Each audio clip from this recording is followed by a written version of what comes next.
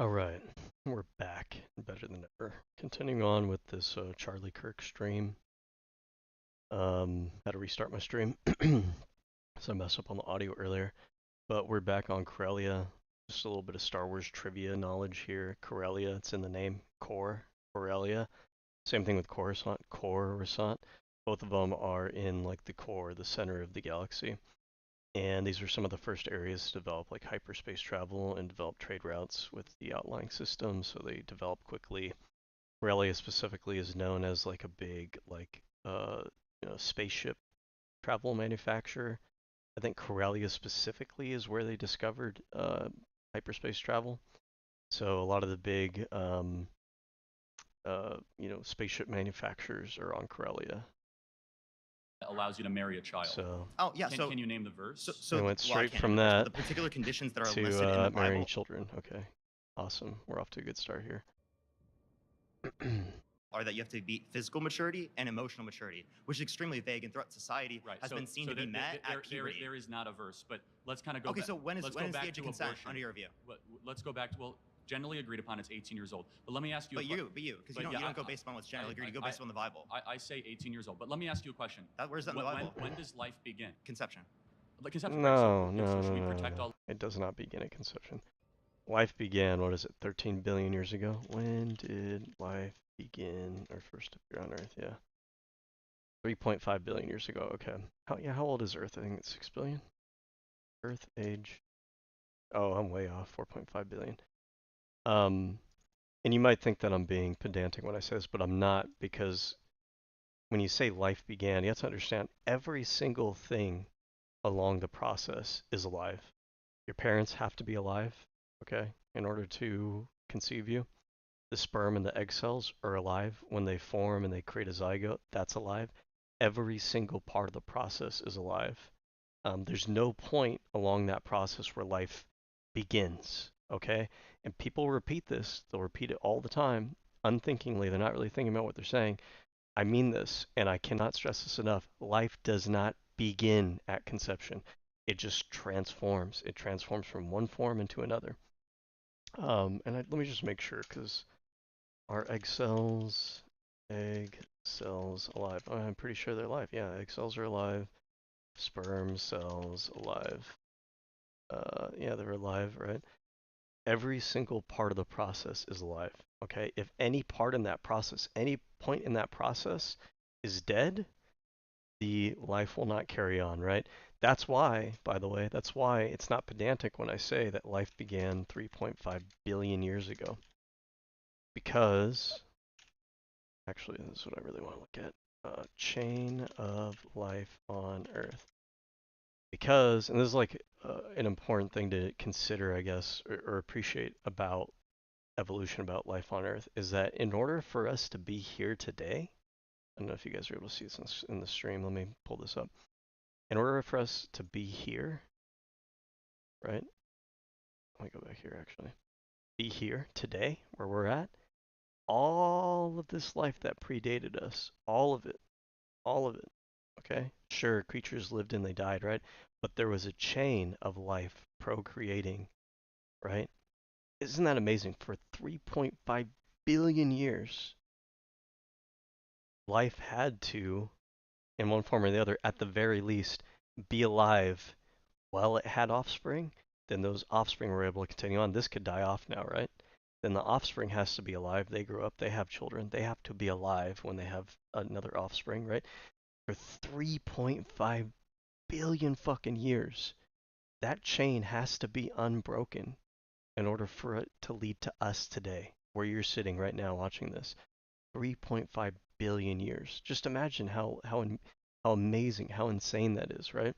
And like appreciate that. Have an appreciation for that, right? Life does not begin at conception. Along the entire chain here, all it's doing is it's transforming its form. It is, you know, dividing. Cells are dividing into other cells. They're transforming one form into the other, but it has to be an unbroken chain of life. It does not begin at conception. And the only reason people say it begins at conception is that this is the narrative that the pro-life side of the argument They want it to be true, and they've been pushing it over and over and over again, and people concede the point without even thinking about what they're conceding. Life doesn't begin at conception. What we really want to, and this goes back to what I was saying in the previous video, the definition semantics of this language is where everybody gets lost in the sauce on the abortion issue. The differences between these terms are super important. The difference between what it means to be alive versus what it means to be a human life versus what it means to be a human being. These are not the same thing. To be alive is not necessarily to be a human being, right? All the skin cells in your body are alive. If you were to take a skin graft off your arm and slap it on your butt cheek because you got road rash from falling off your motorcycle, right? The bottom layer of your skin, the dermis, is living tissue. The outer layer is quote unquote dead tissue, right? That inner layer has to be alive, right? That's living tissue. But we wouldn't take a skin graft and say, oh, that skin graft now has citizenship rights. It can, file a lawsuit in a court. You owe it child support to a fucking skin graft, right? Or a heart that's taken out of somebody, put in a cooler for transportation so it could be transplanted. All those things are alive. They're not granted citizenship rights. Life is not the necessary and sufficient category that we're looking for. It is, what does it mean to be a person, to be a human being, okay? You need these two things to qualify. You need to be alive. You need to be human life, right? But you need one step further than that. You need to be a human being. What does it mean to be a human being? And this is really where the debate breaks down, but no one has an honest conversation about it because we're lost in the sauce of these silly semantics and these talking points that are generations old that are so baked into our collective consciousness now that that's the language that we use. And the language that we're using in this conversation pulls us away from the actual fact of the matter of the conversation that we're debating. The real breakdown between the pro-life and the pro-choice side is, where do you define human being? The pro-life side defines human being by the concept of a spirit, and the pro-life side, the pro-choice side defines human being at consciousness. And these are both trying to approximate the same kind of idea, right? But they're different ways of seeing the phenomenon of what it means to be a human being. If you believe in a spirit, right? It's more of a loose, spiritual concept. There's no really hard, scientific, empirical, tangible way to quantify a spirit. And so any religion can come up with their idea of when is something a spirit or not. Any, I don't know, spirituality come up with an idea of that. Any fiction book, whatever, right? You might have your own definition of that. But consciousness is more rigid. It's something that we can define a little bit more tangibly, a little bit more empirically. We can look at the brain activity of a developing fetus. We can look at the development of the nervous system. We can look at, in fetal development, when do those things form? When do they become interconnected? Not just when they become interconnected, by the way, but when do the neural circuitry start to develop in the brain? Because if you know a little thing about neurology, it's not just that you have a brain there, it's that there's actually neural circuits that get reinforced and they form almost like in a computer system, something akin to logic gates that allow your brain to actually do like this higher order thinking, right? Those logic gates, right? Those synaptic connections, those neural circuit way pathways, those patterns, they take time to form. They don't simply just form just because the hardware's there, just because the brain is there and the nervous system is there. It takes time for that. And the cutoff with a factor of safety tends to be around the 20-week mark for a developing fetus. So that's the pro-life or the pro-choice position. Around 20 weeks, that's when you get consciousness. The religious side believe that the soul, the spirit, is there at conception. That's what they really mean when they say life begins at conception. They mean the spirit is there at conception. That's what they really mean. And if you have this argument with people, you should force them to acknowledge that that's really what they're actually saying, right? That's a more honest conversation. Now, the interesting thing is the Bible doesn't actually say the spirit is there at conception. What the Bible actually points to is at first breath. Right now, there's debate on what the Bible means when it says at first breath. Is at first breath meaning when it's exited the womb and the baby comes out and, you slap the baby on the back and it has its own breath on its own, right? Or does first breath mean that the point at which a fetus has, a functioning, heart that's pumping now, right?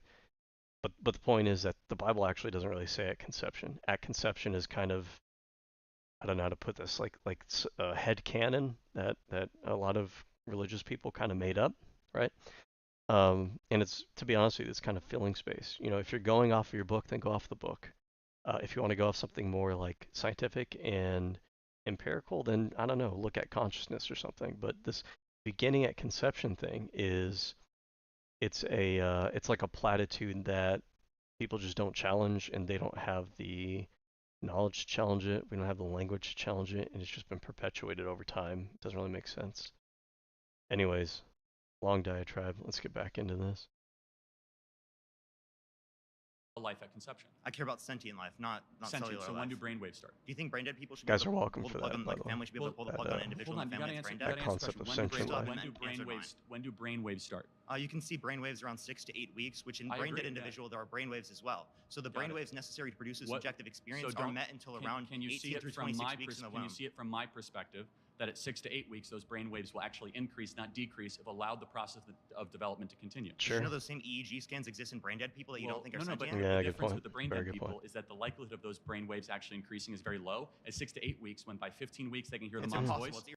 It's important to ask, like, why are you looking at the possibility that it's going to increase over time? Sure. I mean, like, by that logic, right? A sperm and an egg cell, right?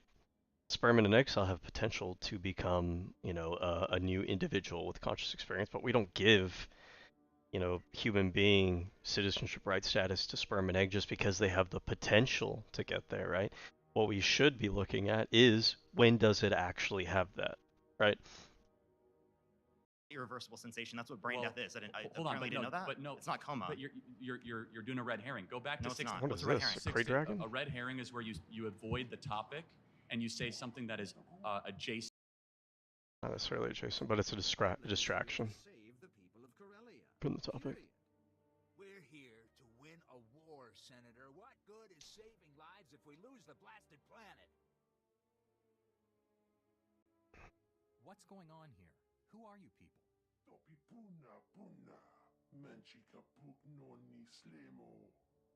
Slamo. Empire sent extermination patrols to our medical evacuation sites.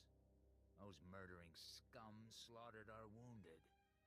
Now the Empire's rewarding the killers with parties and medals.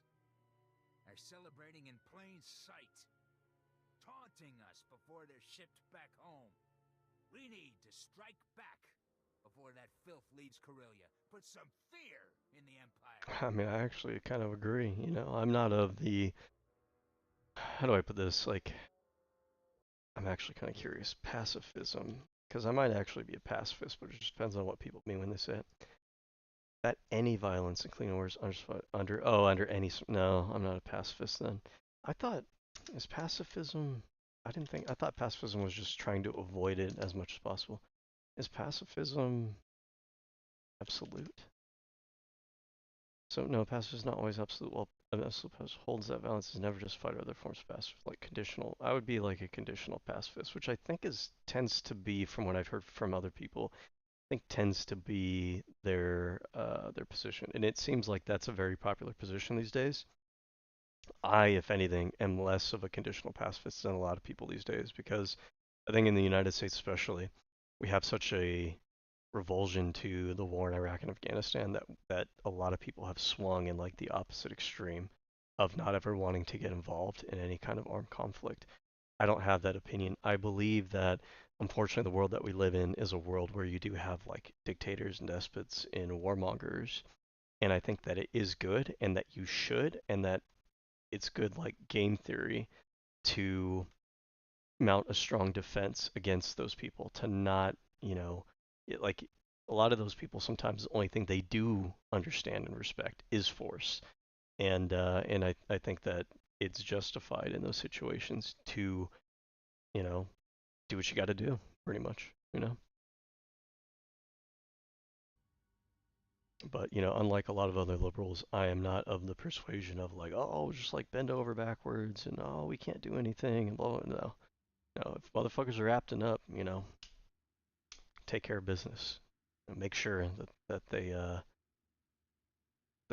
know not to mess with you first. Once they calm their shit down, then okay, we can have a conversation. But until then, nah, I'm gonna meet you tit for tat, motherfucker. Okay, we need to strike back before the filth leaves Corellia. Put some fear in the Empire. Let's hear from the Senator. 2 wrongs will make it right. Okay, let's hear. Don't make any decisions without hearing the Senator's request. Thousands of Corellian citizens are being kidnapped and forced to serve the Empire. We have to free them. Those citizens are being kidnapped from your prisons. They're criminals. No. They're in custody awaiting trial. They are innocent until proven guilty, and we cannot abandon them to the enemy. Which mission would make the best use of our people? That's an interesting moral dilemma. Supreme Commander, we've received advanced combat gear from Balmora. If you commit men to my cause, we'll equip you to better face the enemy. That's outrageous. You're attempting to bribe this Jedi. That is insulting and incorrect, Senator. I'm adding to the Supreme Commander's knowledge. He'll make the final call. I mean,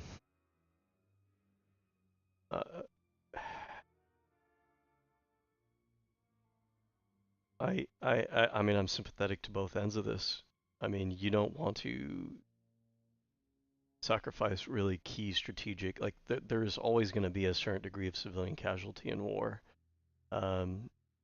To pretend that that's not the case is to basically sign yourself up for losing the war. On the flip side, though, we shouldn't simply just sacrifice civilians, at the drop of a hat, just because they are awaiting trial. And this guy's right. The ideals of the Republic are innocence until proven guilty. We can't just assume that they're guilty and they're all criminals, right? There might be a lot of innocent. Probably statistically speaking, there's probably a significant amount of innocence there. I'm actually kind of curious. What percent of, what would the term be for someone who is, what percent of alleged are convicted? I think that would be legally how you define it, but I'm not sure if the AI will pick up on that phrasing. It's difficult to give precise percentage of how many alleged cases result in conviction due to complexities. However, see, that's what I guessed. I guess that there would be a low overall conviction rate in general. Probably, okay, high plea bargaining rates, that's interesting. But not all cases go the plea bargaining route. Only 3% of reports result in conviction. Okay, but of the, what percent of indictments result in convictions? Okay, federal court is 90%. That is true. But state court's between 60 and 80. Okay, you know what? I mean, so the majority of these people probably are, if their stats look like our stats, they're probably criminals. Still, though, I mean, realistically, in this scenario, I'd want more details on what do our strategic like circumstances look like at the moment. Are these civilian casualties, are they proportional to the strategic goal? But without that knowledge, we're just going to say solve or protect the civilians. All of them, that's not what I said, but okay. I'll provide coordinates to the Imperial slave camps. We'll have transport standing by to evacuate our people once they're free.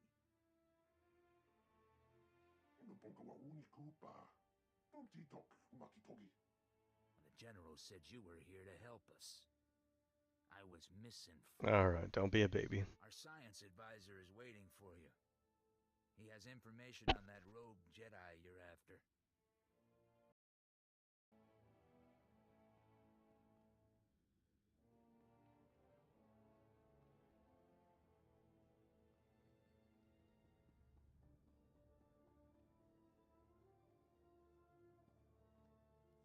Haven't seen you since Darth Angral became a cloud of random molecules. Glad you joined the festivities. This gathering is long overdue.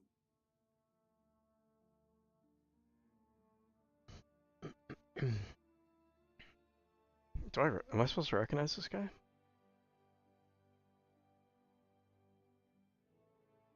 He I've put on a little weight since Taris, but Dr. Godera, remember? My probe droids have been hunting for Oh, you, wait. Master Braga. They've found Did enemy I activity meet in this the guy in jungles Belmora, I think? bordering Axial Park. Teams of Sith under Master Braga's command are setting up turbo lasers in the building's topmost floors. They're camouflaging the weapons from view. Teams of Sith under Master Braga's command are setting up turbo labor topmost floors. They're camouflaging the weapons from view. Is he with them? Is Master Braga personally overseeing this operation? Can I get to him? The Sith are only taking orders via holo, but I'm closing in on the source of those transmissions. The turbo lasers are codenamed Firestorm, an adaptation of the technology from Darth Angrel's superweapon, lethal and focused. Those turbo lasers will make Axial Park a literal inferno. There would be no survivors. I doubt the enemy soldiers on the ground have been notified of this plan by their Sith masters. Seems the Empire's left claw doesn't know what the right claw is doing. I like this guy. SWTOR wants those turbo lasers destroyed. As I'm currently standing in the line of fire, I'm inclined to agree. Seems level-headed. And transport have been secured. All we need is a small and, you know, commando group. logical and factual. Just point us at the targets. Republic military transports can't get off the ground here, but there's an Imperial assault shuttle on display at a starship museum nearby. The enemy doesn't know the Corellians have it. They'll mistake the assault shuttle for one of their own. You'll fly directly to your targets. Impressive plan, Doctor. Let's put it into action. One last thing. Modified some proton torpedoes into... Drop one down a turbo laser's barrel, and you'll fuse it shut. Weapon neutralized. Get to the shuttle. Stop the Sith before they turn this park into a giant cookout. Good luck. Just wanted to say, by the way, the Solo movie was actually pretty well made. No one talks about it. It's kind of been forgotten about, but I enjoyed it. I thought it did a lot of things right, and you know, a lot of the Disney Star Wars has been kind of crappy. But Corellia appears in the opening scenes of Solo, and I thought they did a phenomenal job with it because it looks very industrial, exactly like you'd expect. It is very reminiscent of any city that you've lived in where there's an industrial district, but amped up times like 11 for like sci-fi and stuff like that. Like, look at these shots, beautiful, awesome world building. It looks very realistic, right? It doesn't look cartoonish. Doesn't look like, I don't know, it doesn't look like kind of like the Filoni-verse kind of stuff where stuff's like too, I don't know how to put it, like there's a degree of things being, you know, looking like they've been lived in, looking imperfect, looking dirty, looking gritty, looking grungy, right? Now this all could have looked like Cyberpunk, like the movie series Cyberpunk instead of Star Wars, but I think it manages to fit into the Star Wars universe without, you know, sliding too far into the direction of just kind of looking like a generic sci-fi planet. Yeah, I mean, Solo, I think did a lot right.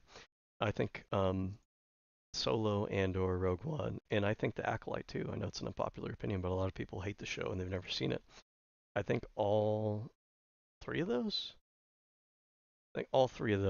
I'm including Andor and Rogue One as like one entity. All three of those are exactly what Disney should be kind of looking to as far as live action Star Wars goes. When it comes to like the animated stuff, like okay, I'm fine with like Filoni stuff. The Tales series I think is pretty good. The Clone Wars and the Rebel stuff, it's not really my cup of tea, but you know, it's more for like a teenage child audience and like fans who kind of like kind of that campy, you know, cartoony stuff, and that's fine, right? But for the live action, I feel like the tone, the attention to detail, the world building, I want to see stuff like this.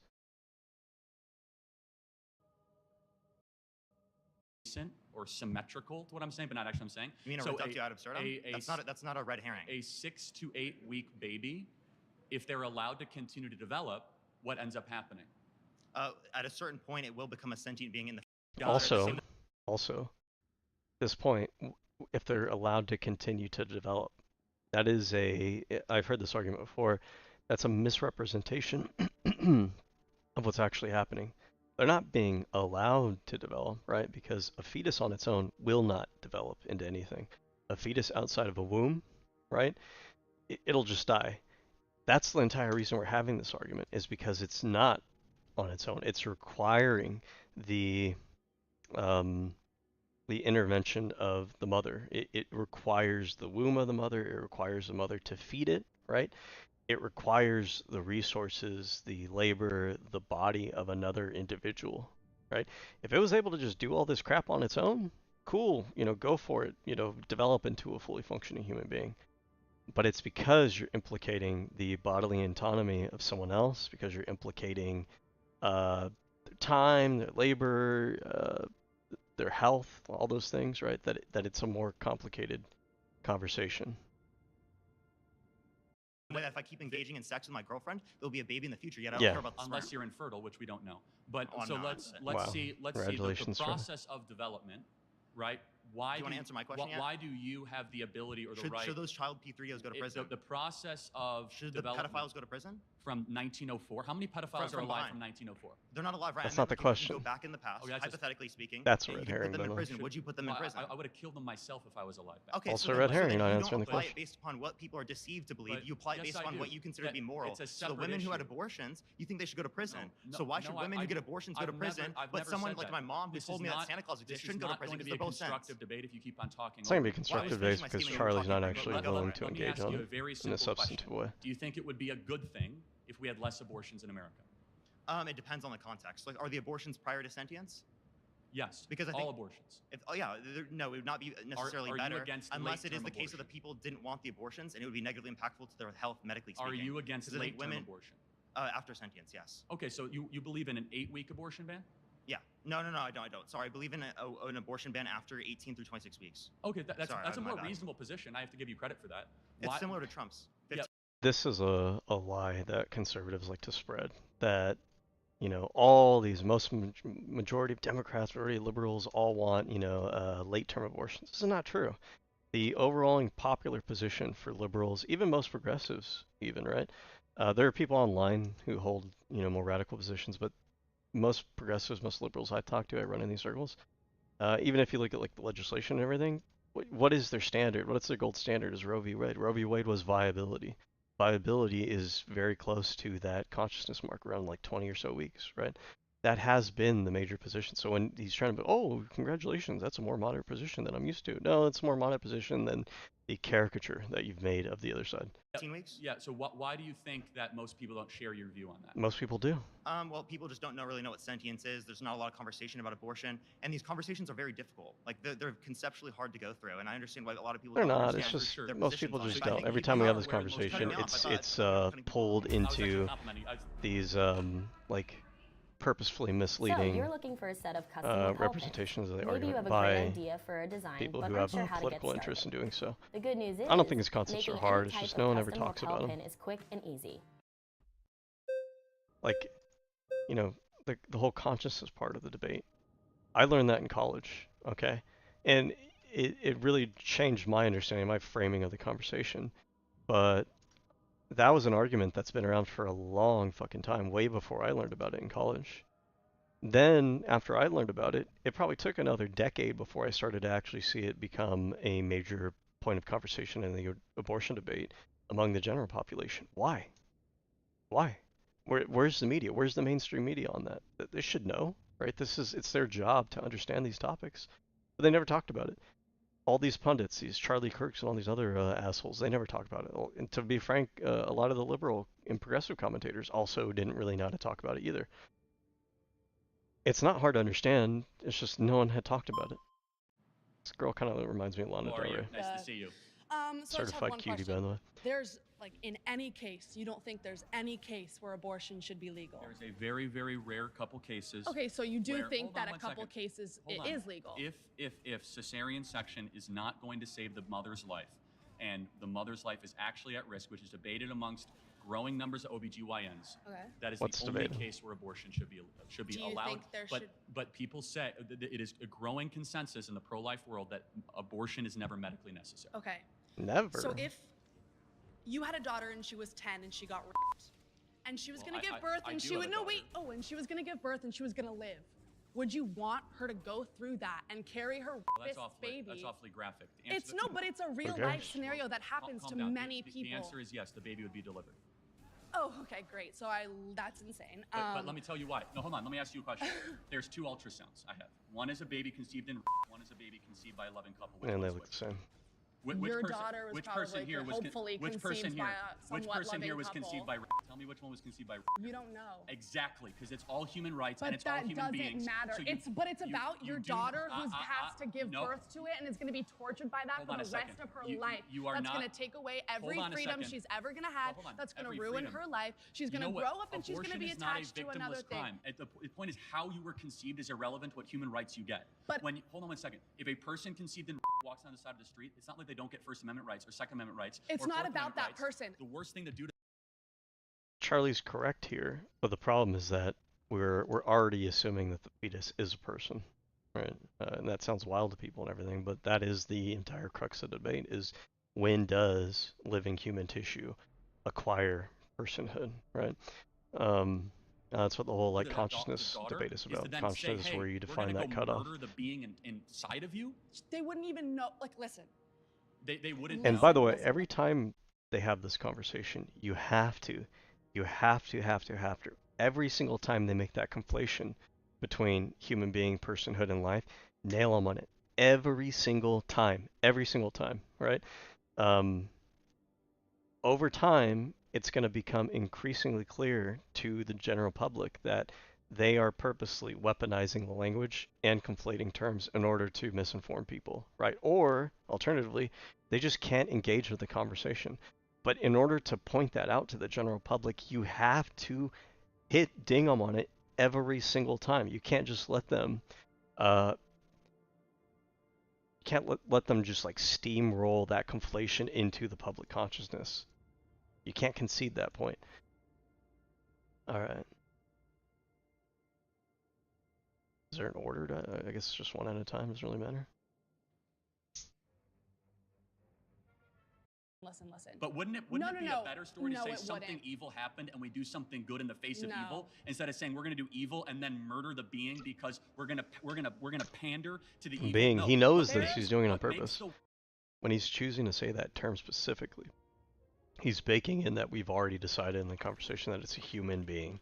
He knows that he's doing this. And I mean, that doesn't surprise me because Charlie is a professional. He's had these debates before. He's probably been pushed on the distinction in the past. And he's relying on these college kids not realizing that they need to not allow him to make that conflation to launder that conflation into the debate. Because now you're poisoning the well, right? You poison the well in the debate by laundering that conflation in there.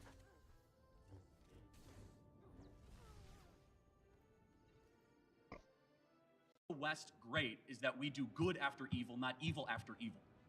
It's not about the being in the cells. No, it's not about. There you go. I'm speaking. I'm speaking. She does need to do that actually because he's going to try to steamroll her. Thank you. And she let him talk, so it's only fair. I'm talking about the person. I'm talking about yes, the person good. who is dealing with the pregnancy. I am not talking about the cells. I don't care. No, listen. The fetus, the whatever. I don't care about that right now until it is formed. If there is a 5-year-old child who is pregnant and the baby is 2 weeks in utero, can't get pregnant. actually they have given birth. There is one recorded case of a 5-year-old girl who gave birth. Is that common? Yes, not common. Earlier in the debate, earlier in the debate, Charlie used one case where there was a child, I think, experienced sentience around 8 weeks old. He's actually been using that standard throughout the entire debate, if you recall. He got that from one single case, even though the vast majority you're not seeing it until 20 or so weeks, right? And I wouldn't even take that 8-week thing at face value. He's probably misrepresenting that, but just keep in mind the hypocrisy that he operates with on his standards there.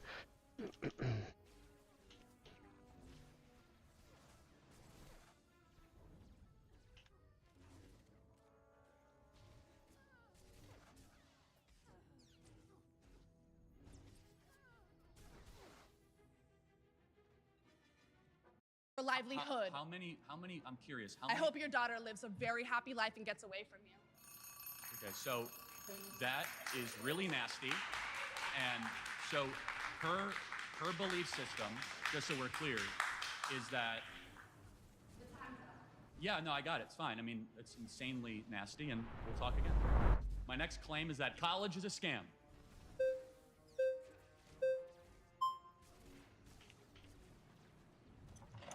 Hello. Hello. What's your name? I'm Maddox. How are you doing? Good. So, college is a scam. Well, let's define our terms. College being traditional four-year college. Of course. University, not community college or technical college. Of course. Well, I mean, I think most people would consider community college to be college. Charlie Kirk, college education. Most of these people that say this have a, yeah, I mean, every single fucking time, right? He went to Harper's College, right? All these fucking people who say college is a scam. Doesn't Tim Pool say this as well? I think Tim Pool might be the only fucking dropout among this group. I don't think he went to college, right? He might have done some college, maybe. Attended Catholic school? No wonder. Left school at the age of 14. What other... it doesn't really matter to me. But what I do want to show you is median earnings by educational attainment. This should end the debate altogether. There is no debate to be had once you look at this, right? And I don't know why we pretend like we can't find information like this. Why we always have these debates like it's just, oh, just my feelings and your feelings. Like, there's data we can consult, right? Okay, so if you look at this, less than a high school diploma, and this is what, meeting usual weekly earnings? What do you want me to say? What am I supposed to say here? Like, not only is your rate of unemployment decreasing the more college education you have, the rate of how much you're making increases with the more college education you have. Why the fuck is this a debate? Why are we debating this for? It's fucking stupid. Okay, we all pretend, we'll, you know, do a little, you know, circle jerk pretending this is an actual debate. It's not a debate. This is like, look at this. Look at this. What are we doing? What are we doing? It's fucking stupid. Scam, if we can agree on a definition, is where a majority of people who will go through the institution or business, they're not getting their money's worth, their time's worth, and they're being deceived when they sign up. So do we agree on those terms? Yeah, perfect. Okay. Well, what would further definitions, what do you think is the purpose of going to college? The purpose of college should be a traditional liberal arts education, pursuit of what is good, true, and beautiful. Okay. That's not what it is. Good, true, and beautiful. Beautiful is a nurturing your character and becoming a better citizen, understanding the deeper things in life. At the good very is least, also so subjective. It should be preparing one for the job market. Do you so think what Charlie Kirk is describing, right, using euphemisms, is he's describing education as indoctrination, right? Things that are subjective opinions, right? And by the way, keep in mind, like, a lot of times these conservatives will say, oh, college, you go to college, and it's liberal indoctrination center. They don't teach you how to think, they teach you what to think, right? But what does it mean when you're saying that the education system's job is to teach you what's good and what's beautiful? Those are subjective concepts. We all have disagreements about what is good, what is evil, what is right, what is wrong, right? But like they'll just come out and say it with no hint of shame or irony that it's a double standard for them. They get to decide what is objectively good and evil for everybody else, and then use the education system to indoctrinate people into that. Instead of teaching people how to think and then allowing them to form their own views, they want to use the education system to indoctrinate people into conservatism. And the reason why, by the way, is because conservatism does not survive without indoctrination. It doesn't, right? There's a reason why conservatives got so fucking butthurt over generations. And if you're new to all this, by the way, this demonization of education in the college system is not new. I remember it for as long as I've been around. You know, I'm 33 years old. So as long as I've been around, they've been doing this. Why? Because we see that when people go to college, there's a tendency for them to be more liberal on their way out of it, right? So you have these people grow up in a conservative community, they go to college, and then they come out of college and they're more liberal than they went in. And the conservatives who didn't, or who maintain their conservatism, look at them and they go, okay, this is bad, you know, we want to turn this around. They rationalize it as, oh, certainly, like, they're brainwashed or whatever. rather than, hey, you know what, they have like better critical thinking skills, they're more well-rounded now, they're more worldly now, so that inoculated them against conservatism. It has to be, oh, we need to demonize the schools, we can't allow these students to go there and learn things that are going to, you know, turn them away from what me and the rest of the people in our little community want everybody else to think. They did this with the media, they did it with the government, with the courts, and now they're trying to do it with the education system. If they can't control it, if they can't use it, the institutions as an instrument to indoctrinate and to like institutionalize their politics, then they're going to demonize it. They're going to, you know, put a bunch of conspiracies behind it. They're just going to make up shit about it until they can convince people to allow them to you know, take over that institution and make it their own.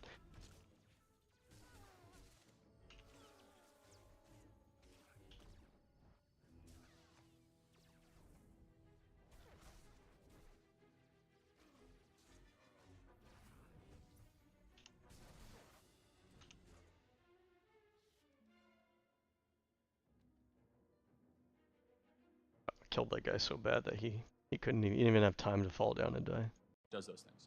I think it does, but I would add on to your point that I think not only is it for the betterment of yourself, but it's for the betterment of society. Yes, good. We need historians. We need certain majors that may not make as much money. I think those are for the betterment of society. Would you agree that there's some majors that may not make money, but are still essential to society? It depends. Do you think that getting a degree in gender studies is good for society? I would agree, yeah. Why would it not be? I mean, not be good for society? Well, learning that men can give... This is a good point. I mean, gender is a phenomenon in the real world. Okay, what are we going to do? We're going to say, oh, we're not going to look there. We're not going to try to study a phenomenon that is in reality because we don't like the answers that we might find there. Like, that's wild to me. And by the way, too, I just saw this the other day. Average salary, gender studies. You'd be surprised.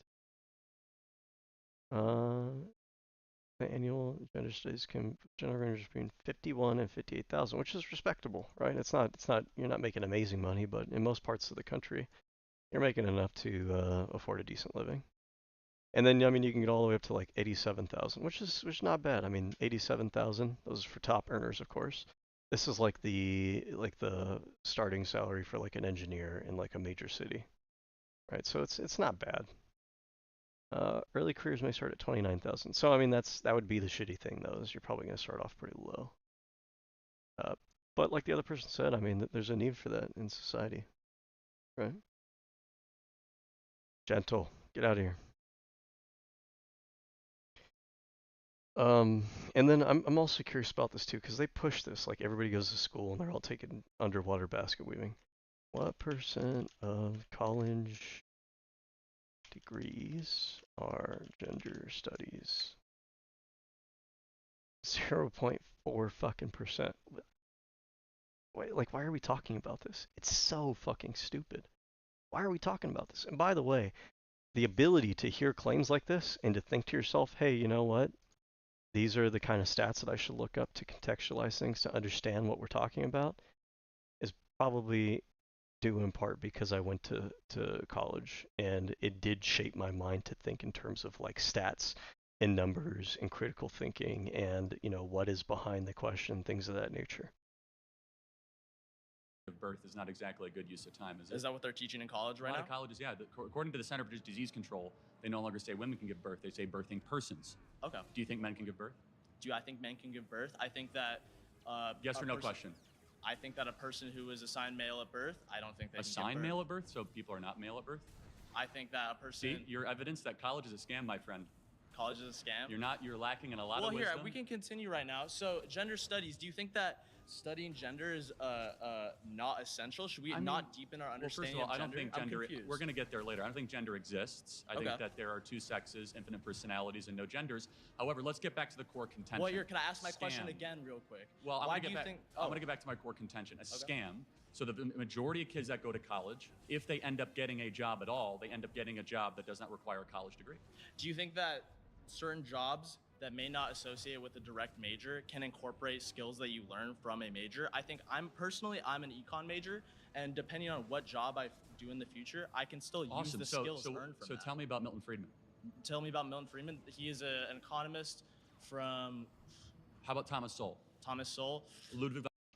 So the only economists that Charlie Kirk seems to know are all like the meme right-wing conservative economists. Ludwig von Mises, right? Thomas Sowell.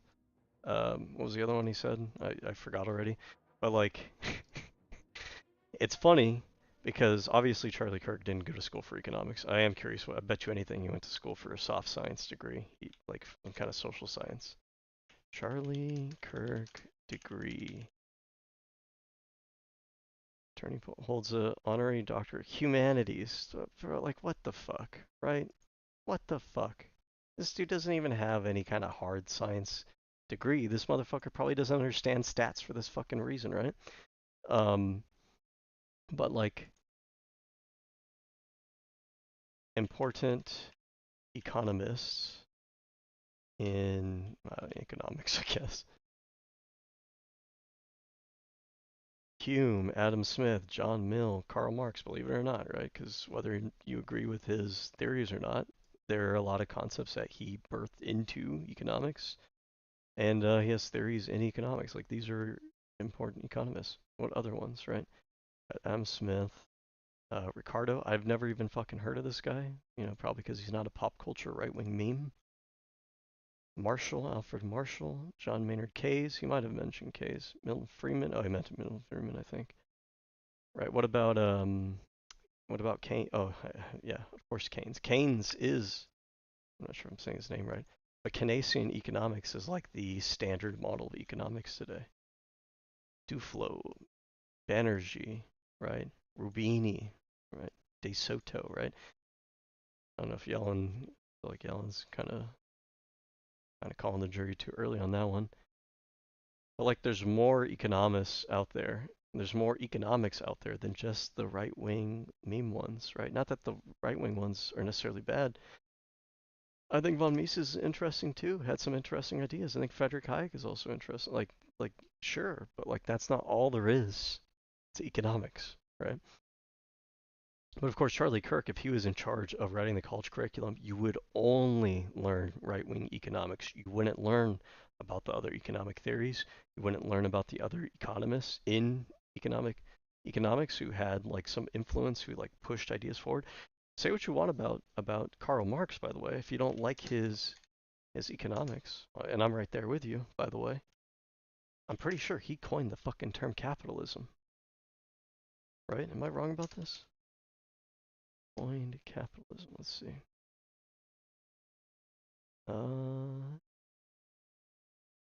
Let's do this. Who coined capitalism? Okay, it wasn't him. It was Louis Blanc. Interesting, though. It was a socialist who coined the term capitalism. Isn't that interesting? Really, the concept of capitalism, as far as I understand, was made as a distinction between socialism. So when they started like developing their socialist theory, capitalism became kind of the model, the name that they gave to the model that they were critiquing and trying to build an alternative model for. So it's interesting to think that capitalism as a concept doesn't really exist without the socialist economists. Von Mises. Well, I will say that I'm a first year. And now he's not going to let him really even respond to that. I'd love to see you answer the gender studies question. We will get there later. That's what psychedelics are for. Who's next?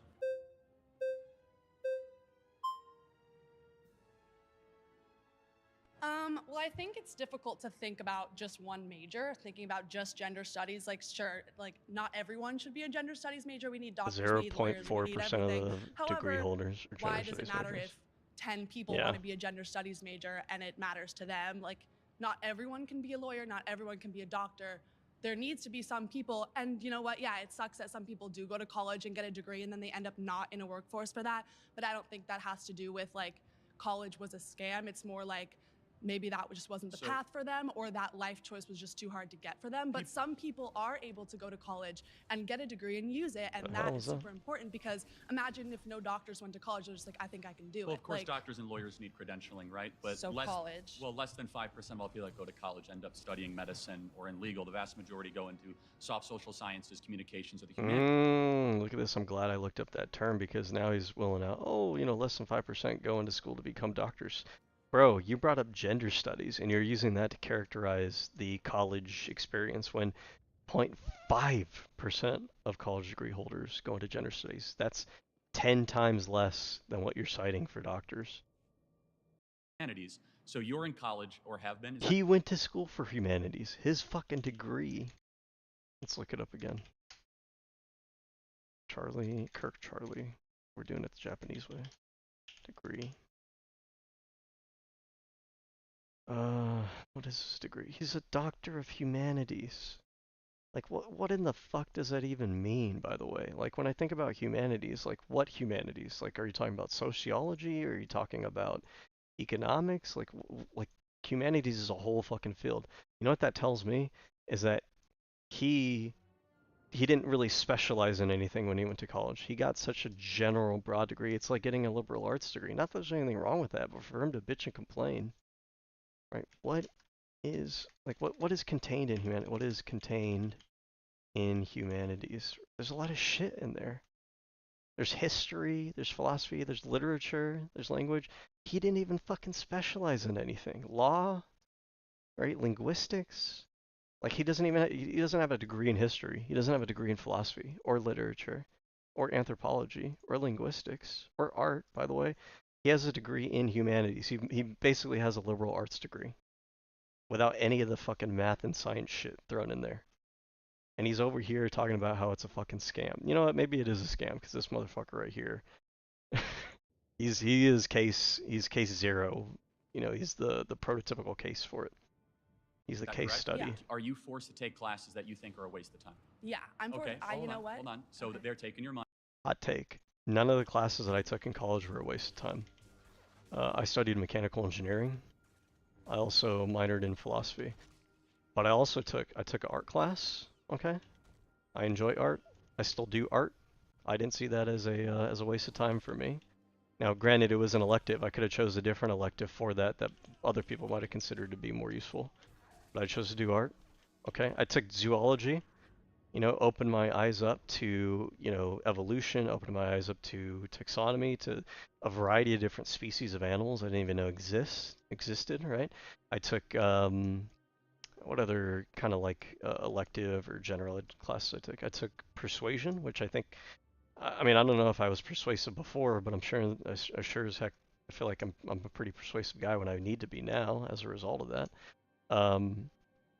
What else did I take? It's been such a long time since my general ed. I don't know, but you get the point, right? Like, these things weren't a waste, and especially they give you options on what courses you want to take. These are things that broadened my understanding of the world, broadened my horizons, broadened my skill set, broadened my knowledge base, right? I think every one of the general education classes I took that weren't engineering specifically. Oh yeah, I took philosophy. I didn't even consider it because, I wound up minoring in philosophy, but as part of my general education before I even minored in philosophy, some of those were philosophy classes. I took logic. I'm so glad I did. I think every single student who passes through high school and who goes to college, I think they should take a logic course. I think it's super, super important. And it'll affect every single thing in your life. Every single thing in your life is affected by your ability to critically understand things, to critically engage with things. It applies to fucking everything.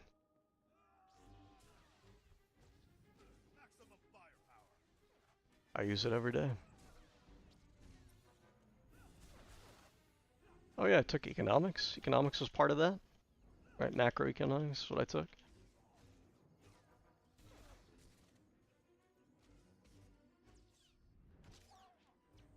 And by the way, in case you're thinking that you take economics in college and they teach you Marxism, that is not the case.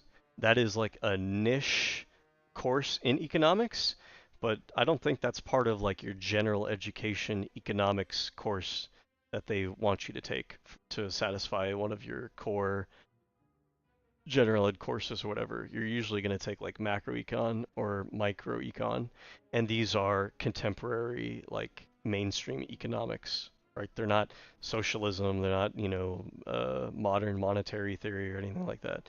They're like the basic, modern contemporary economics. Money, and they're forcing you that they're a waste of time. That's kind of scammy, right? It's not, though. I think that some classes. Ooh, some. So you have to probably go in debt, right? Depends. Okay. Are you going into debt? No. Okay, well, that's good. I picked a school that actually offered me a scholarship. Oh, so someone else is paying for your college. Oh, I don't know. Depends on me. I mean, that's a school that wanted to give me an opportunity. But that's not what we're talking about. Well, we're talking about the scam element, right? So you said that there are some classes that if students had to go into debt or had to pay for, would not be a good use of their time.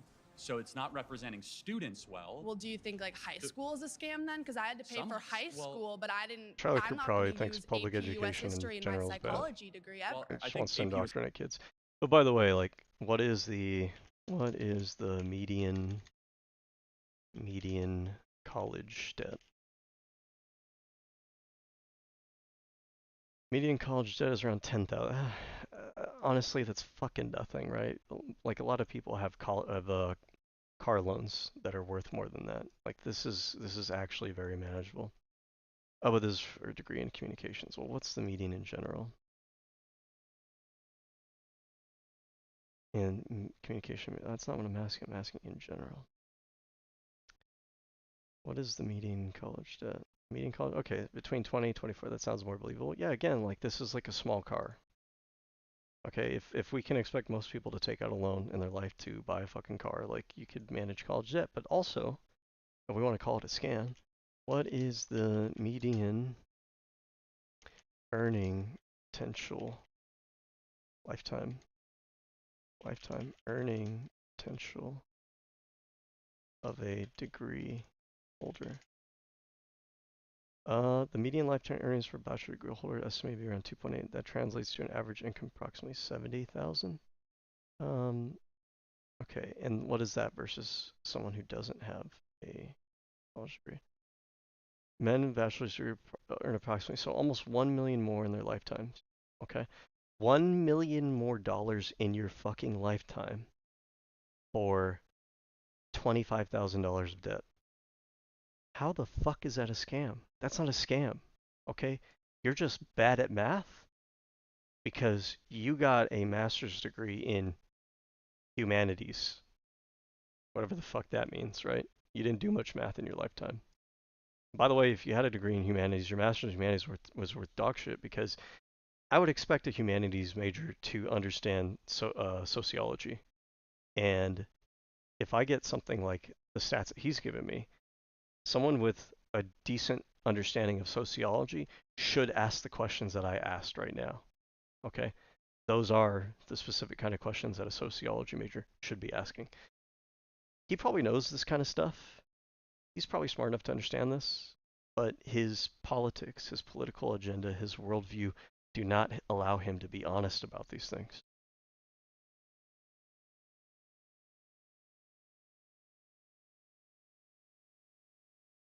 What is this? Oh.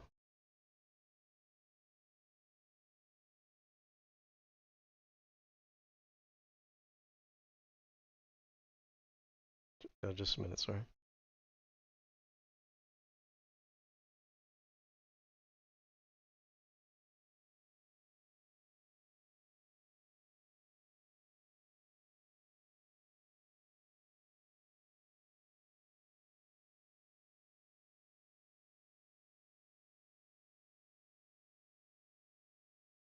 Okay.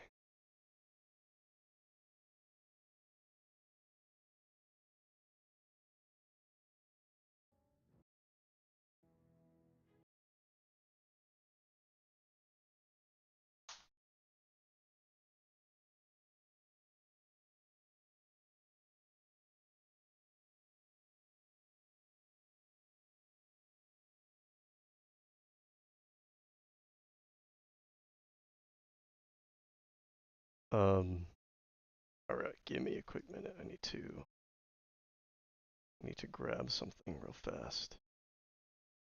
No.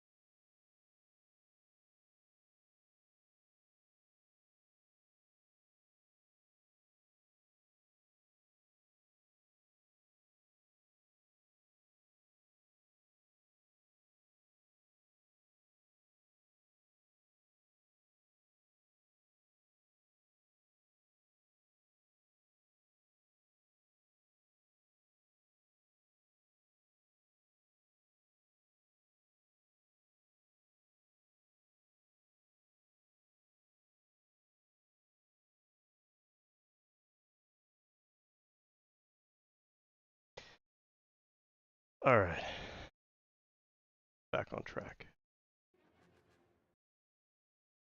I should say not on track. It's actually a really good use of time knowing about your country and your history. And well, but I'm not going to use that Madison. in my career. That's what we're talking about in the career path for college. Let's go back to what I said, right? We said traditional college, right? Four-year college. And what a scam is, we're a majority of the people that will go through the enterprise, the business, or the institution are not getting their time worth or their money worth. So, therefore, I go back to my core contention, That's which not is true. the majority of kids That's that just exit absolutely college not will true. not use their degree The at stats all tell you when they the go find a exact job. But if you opposite story. ask them, do you think college was a scam? I don't think majority of them are going to say You don't even yes. have to ask them. Some of them will. Just look Some at of them the are gonna earnings not. potential. Being We can be objective about this. But it's not. Okay, they don't know there's being scammed. And That's get mostly scammed. conservative, by the personal way. They advertise on choice, Fox News for a People reason. have choices to be scammed. I'm not saying they don't have a choice. I'm making an observation analysis of the institution. For example, No, you're Flying not. Spirit You're kind of a scam. you're Should saying be shut things. You're down. making up There is narratives some- that yeah, don't Kevin, actually there are line some up with things the in life reality. that take a step back and like, oh, What's the actually a consumer's scam not well is served. the You person want to peddling shut this. down a bunch of Because they're not being majors honest in about colleges what that you the think data are actually says. scams? No, I never said that. So what would your proposal be to fix the scam of college? There is no proposal. I'm simply the contention. He's just asking college is a questions. scam. So then what's the point of that statement? To get you to agree. But like, what would that do? Like, what do you want to fix in college? That's going to help it not be a scam. What a like Weasley sneaky guy, by the way. This is very much like the Jordan Peterson tactic, right? Oh, I don't know. I'm just saying. I don't know, bro. Just asking questions. Okay. What does that mean? I don't know. It's being paid for by somebody else, which is fine. That's good. So psychology and criminal justice. Do you absolutely need to get a degree to be able to get into the psychology? Yes. Yeah, I really. I mean, like, I could, bro. I guess, study it all on my own, but it's just like makes more sense to go. No, I mean and you have all can't these really study it experience. on I'm your own, getting, can like, you? wonderful experiences, internships I all through mean, my college. So the that's only helping people me that so you go did a through degree in it. No, it's just that clinical this is a psychology. pathway that's really Aren't you going to helping need to me. have you a know there's degree 11 million from a jobs out there in the certified country right now that school? don't require If a you wanted to college get a degree. Okay, then degree the in people who want research those in jobs can go psychology, get those jobs. aren't they I'm not also one going to of those expect you to people. have a Many kids degree into on your resume No. in psychology? Okay, so the national Like, sure, graduation you rate is can go the 59%. route I asked the of not room, going to everyone would college, agree that they but know that's some people rare that and went it's to harder to college that do. did not graduate. Yeah. Right? So we're probably sending too many kids into this institution. But if Are they we? might have been able to do Quantify it, that. then like why is it not worth it to try and Well, to push because yourself to get a better education and well, go further leaving in with your debt's life? a bad thing, right? But some people Not are necessarily. able to work through No, that, no, and this it's like is course an some people are. opportunity. no, this is stupid. This is retarded. Okay, hold on. Turning Point USA debt. I guarantee you that Turning Point USA has debt because every corporation, every business utilizes debt in order to invest, right? You utilize it, you're leveraging, right? What is the point of leverage? What does it mean to have leverage? Leverage, mechanics.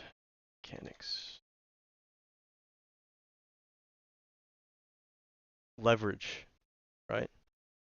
Leverage, mechanical advantage, right? What is the point of leverage? Leveraging things? The point of leveraging debt, even the semantics, even just the vocabulary that's used there, leveraging debt. To leverage is to have mechanical advantage, to have some sort of advantage over something else, to have the ability to do heavy lifting with less work. Why? Like, what do we mean when we say we're leveraging debt? We're using debt as a tool to stimulate, to increase the growth of our business, right? Because let's say, for example, right, that the market as it currently exists, I am a widget manufacturer, right, which means I have Oompa Loompas working in my factory. We're making widgets, we're making imaginary goods and services. So we're making widgets, right? And we have like an economic boom, like a nice period of like economic prosperity. And so now we have a lot of people in the market who want to spend money. They have money to spend and they want to buy more widgets. Well, I would love to make more profit. I would love to grow my business. I would love to hire more employees. I would love to, buy myself another yacht. But in order to do so, I've reached capacity with my current business, with my factory, with the equipment that I have, with the employees that I have, and I won't be able to stock the supply of widgets for the demand that exists out in the market, right? But what I can do is I can take out a loan, which is debt, business loan, and I'm using that debt to grow my business quickly because I'm anticipating that it's going to be a good return on my investment to use this debt, take some debt up front so that I can grow my business very quickly, acquire those customers that are out in the market looking for a widget so they don't go to a competitor. I want their business. I want to make that money and I want to make it now, right? Because we could always say, oh, we can make money later down the line. You can keep forestalling things until you're dead, right? There is a benefit to doing things when you can. So I'm going to leverage that debt to get like a mechanical advantage over something that I otherwise would not be able to do the lifting on. I would not otherwise be able to make that heavy lift of growing and expanding my business to meet this demand if I wasn't leveraging the debt to do so. That debt is not inherently bad. The whole idea that debt is inherently bad is it's like a platitude that usually people who are like on the poor end of the economic spectrum think. And by the way, it's part of the things that I wouldn't say it keeps you down necessarily, but it's one of the things that rich people, that business owners, that corporations understand is that debt is not necessarily a bad thing. It's one of those things that the idea that debt is universally a bad thing tends to be a thing that is reserved for those on the lower end of the economic spectrum. The rich people know that you can use debt in order to grow quickly with, hopefully that you're going to be able to make a return on investment. Hopefully that you're going to use that debt in a strategic way to, um, to grow quickly, to get out ahead of your competitors, to increase your capacity, increase your abilities, increase your skills, and in doing so, make yourself more productive so that you can make even more money in the future, pay off that debt, but now you're in an even better position than you would have been had you waited a year, 2 years, 3 years in order to grow. Charlie understands this. Oh, I wanted to look up turning point, USA debt. Charlie, I guarantee you, understands this. I guarantee you that his business utilizes debt in order to grow. Yeah, look at, I mean, they have a total gross debt of $300 million. If Charlie thought that debt was just ipso facto inherently bad, why are they carrying $300 million in debt? Because they know better. He knows better than that. It's fucking stupid. It's overly reductive to say debt is just universally bad. Is multi-trillion dollars. Debt in the form of college debt is good because it increases your lifetime earning potential by almost $1 million over your lifetime. If you defer that, if you wait, let's say you save up money, $25,000. Let's say you spend, how long might that take you? Let's just say you spend 5 years, right? A lot of people take out a car loan for 5 years. Let's say it takes you 5 years to build up $25,000 so that you can put yourself through school. Okay, cool. But understand that those 5 years that you, by the way, it's going to be 5 years to build up the money for that. Then it's going to take you another 4 years to actually go through college. So that's 9 years that you're not making that increased salary range because of your skill set, your resume now. If, however, you went to school and you took on that debt, you front loaded it early, right? Now, instead of losing out on 9 years of that earning potential, you're only losing out on that 4 years of earning potential. So in reality, if you take that debt on early on, you are giving yourself 5 extra years of higher earning potential as a result of that. That's leverage. That's mechanical advantage. In scale involves 23 million of our citizens every 4 years and is not actually bettering the country. For example, if college was so great, we would see incomes going up for Gen Z and millennials. We'd see more people own homes. I bet you do. Let's look at it. Earnings of millennials over time. This is a thing about these pundits online. No matter how confident they sound and everything, they could just simply be making shit up, right? Never assume that they're not simply just making shit up.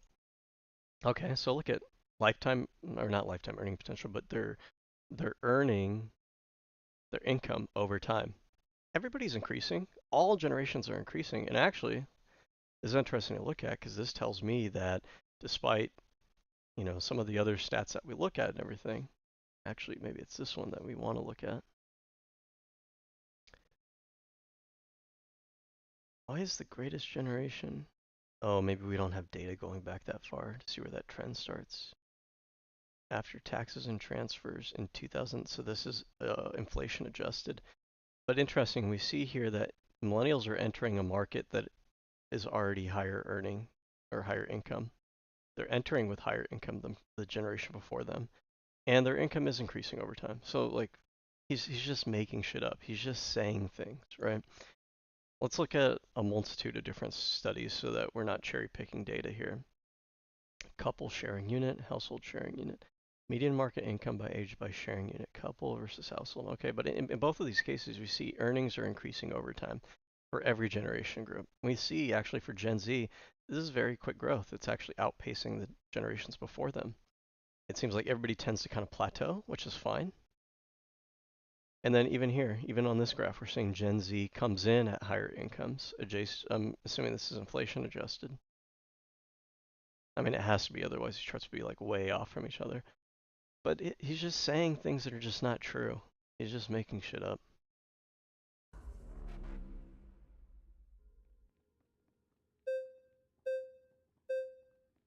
I'm telling you, this is so ableist what you're doing, by the way. It is, actually. Right? He's right about that. Hello, what's your name? Alize. Nice to meet you. Okay, so let me start by saying, well, first of all, you said we're sending too many kids to college. Who's sending them? Who's forcing them? Guidance counselors, parents, community. Are they forcing them? You got a name like Alize, you gotta be cute. Reminds me of Tupac, I never said by the way. forcing, but you can have nudging. Okay. Forcing just talk about Alize a lot. I don't know if I've ever had Alize. I think Alize is kind of alcohol or drink. Interest rates, scholarships, and loans. So the taxpayer is nudging students and gently and sometimes forcefully pushing them into college. And you would agree, Good. It is an expectation. Making more money over time. if you grow up in a upper even the people who don't go into the career track they thought they were going to, most people that I meet don't. They still tend to make a lot more money than they would have otherwise. That argument is correct. I guess there might be a pressure, but no one's sending them. You're sending yourself. Well, of course. Well, we're all over the age of 18, right? Right. When you're in college, so you're sending yourself. Right. But that's besides the point. Let's be honest. Alizé. Okay, yeah, I don't know if I've ever had this shit before. I'm gonna be honest with you, it doesn't look good to me. It looks like overly sugary. Is Alizé sugary? This looks like hangover material. Is known to be being sweet. Nah, I'm good. I'm good, dog. I mean, that's a silly argument. Yes, they're technically sending themselves. I was just at Arizona State University move-in. Everyone had their parents there. They were co-signing on loans. They were there helping pay for stuff. Parents, the ones that are still checking in, they're the ones that largely subsidize their lifestyle. Hey, mom, can you Venmo me $3,000 so that I can go out on an extra night? Yes, this might surprise you because I know in conservative communities you guys like run your children even when they're adults and they have to do this or that. But not every parent forces their child to fucking do things. Most of them will give their children you can't just go to college guidance, yes, you have to put but options. You have to put the work in. You have to make connections. And some people might think college is just 4 years of partying and drinking and making friends, whatever. But that's probably you what have to actually put the work in. And if you put the work in, you make connections, and you can find a job right outside of college. Probably had such a degenerate college experience that he's like overcompensating for it now. 52% of them get a job that doesn't require them to get the degree. Okay. But most jobs offer. No, I don't think that. I bet you anything that's not true. 86% of people with a degree get paid more. I gotta see where he's getting this. I guarantee you that he's misrepresenting those statistics. 10% of income earners. So not if you count humanities, not if you count people that study in the social sciences. If you count medicine or you count law, he was in the social absolutely sciences. Correct. However, the vast law majority is of social science, bro. Are not studying medicine, law, engineering, business, finance. They're studying communications, social law, science, or humanities, business, which and are on the lower finance income level. are. So as I mentioned, we have 11 million job openings in this country right now that do not require a college degree. I'm guessing in this room. Okay, hold on. 52% college degree didn't need for job. I don't know. More than half of recent 50% are underemployed a year after they graduate. Sure. Okay, keep in mind that that's a year after they graduate. That's not really telling you where they're at, 2, 3, 4 years from then. And also that still doesn't mean that they're not making more money had they not gone to college. But also this isn't really, I wonder if this is the stat that he's, because if this is the stat that he got it from, this is incredibly, yeah, no, this probably is the stat, because he's misinterpreting as, oh, they're underemployed, meaning that they didn't need the degree to get the job. That's not what that stat means. This suggests, right? Keyword here, suggests. Doesn't mean we know that for sure. They're not in fine point lines with their level of education. Yes, but that doesn't mean you didn't need a college degree. It may mean that instead of a bachelor's, you need an associate's. But here's the other kicker here. You might be hired on to a job at like entry level or whatever, where the job role that you have doesn't necessarily require like a bachelor's degree, but your job might be hiring you with the intention of progressing you up whatever career track in their company, and whatever the next step for that job role and the next step after that may actually require that bachelor's degree. So I'll give you an example of my job. I work in construction, currently on the engineering side of it, but you can go in fresh out of college with either civil engineering or construction management, and you might get hired on as a project engineer. Now, don't be fooled, by the way. Project engineer is just the title. It's not the same as being a professional engineer or having like being recognized as an engineer in the state, nor does it mean that you're sitting there actually doing engineering, right? Engineering as a term outside of like academia and outside of the accreditation organizations, it sometimes gets used loosely for different things. A project engineer at my job is someone who kind of oversees the construction of a project, right? they're not really doing engineering in the sense that they're not sitting and designing things necessarily, right? Now, that project engineering role, right, they're not using everything that they learned from civil engineering for that role, right? And you can get into that role without a degree if you have adequate experience. If you've worked your way up, maybe you're working as a foreman before, and then you worked your way up into being project engineer, right? But that job role, project engineer, there's a career track from that in my business. You go project engineer, then you go project manager. Then from there, you might be project supervisor. If you go from project engineer, project manager, supervisor, there is probably at that next step, there probably is generally what they're looking for is some sort of degree, or at the very least, you could say that that is equivalent to that job level is equivalent to that degree level. You understand what I mean? So when he's using these stats, he's kind of hiding the ball, so to speak. That within 4 to 5 years, you guys would kill to be able to earn $80 to $100,000 a year. Yes. Do you know that in states across the country and in cities, they're offering apprenticeships to become plumbers and welders, electricians? That doesn't require for your college degree. Entrance salary, $80,000 a year. But again, No. 86% of people with a I bachelor's guarantee degree you earn that more is not than accurate. people with a high school diploma. No, 86% of This all is people with a so bachelor's fucking degree. untrue. And the thing is, again, he's a humanities major. I work in construction. I've worked in construction. Your average apprentice is not making $80,000 as an apprentice. Let me ask you a question. No fucking way, right? There's any Now, waste at all in the current college model? Do I think there's any waste? I don't think we need all of it. Okay, good. okay, so even the average, right? Really, what we want to be looking at is the median average salary of labor apprentice. $39,000. Where the fuck does he get 80,000 from? You know what he did? He looked at the upper range, and then he's using that upper range to imply that that's like your median, right? He says you can, right? You're probably not going to. You also could graduate from college and start working for over 100K a year. That happens as well too, right? But that's not your typical case study. What is the median? Median should be even lower.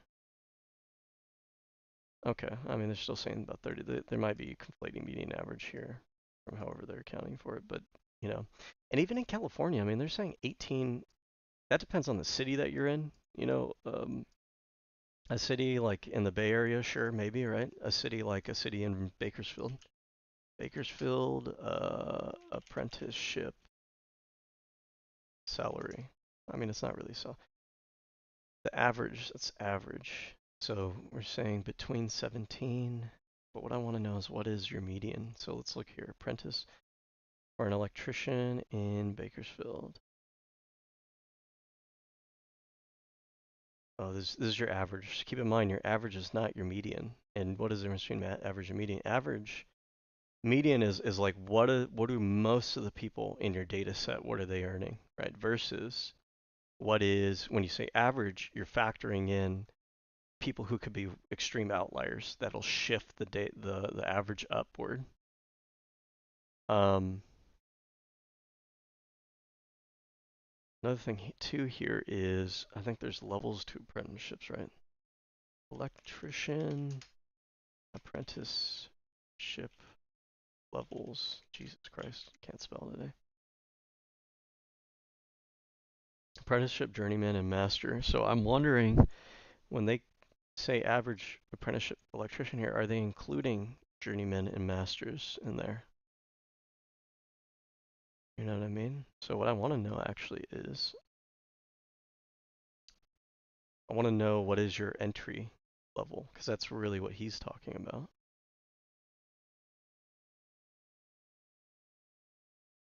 Per year.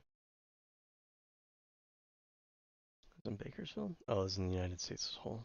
Bakersfield.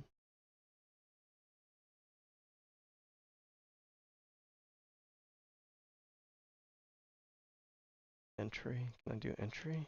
Entry level? I don't think it's, yeah, this wouldn't be really job title.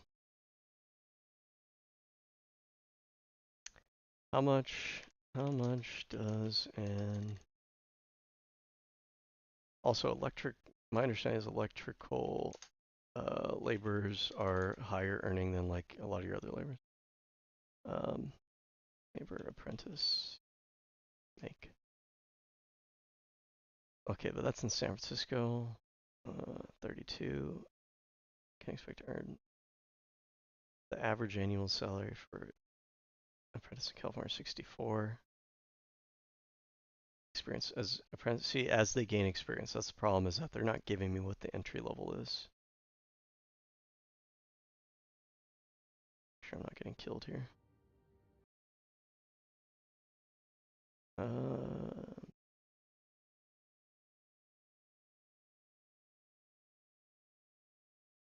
It is nice that they pay for school. By the way, I'm not saying that that's like apprenticeships and labor are bad at all, by any means.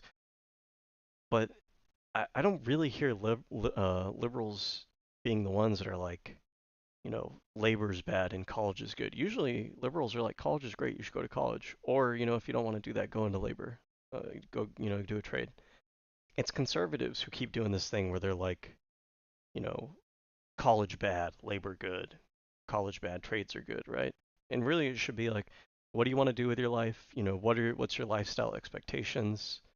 What do you think you're suited for, right? And you know, whether that means you go down the trade route, whether that means you go into community college, whether that means you go into university, like, yeah, I think all of those are very valid, very important. I think all of them are important. I don't look down on any of these careers, you know.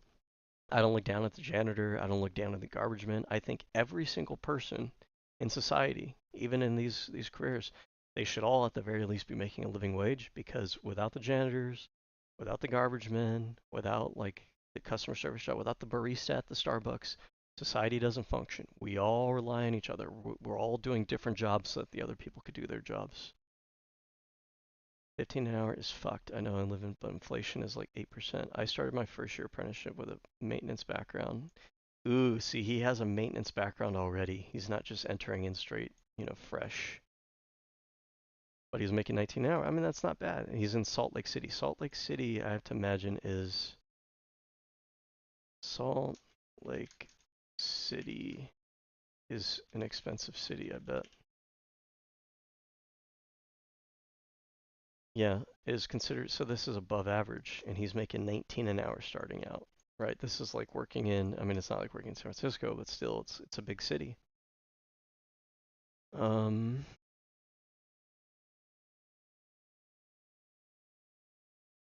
I started at 25 in the solar industry. Not every state give you full hours for solar work, though. So I'm 35 an hour right now. It's all about upside. Sure, going to work Chick-fil-A for $15 for 5 years, you might be at 20. Pick a trade and you grow exponentially. I think that's probably true, that you go into the trades. You probably start off probably around here too, to be honest with you. I'm having a hard time finding.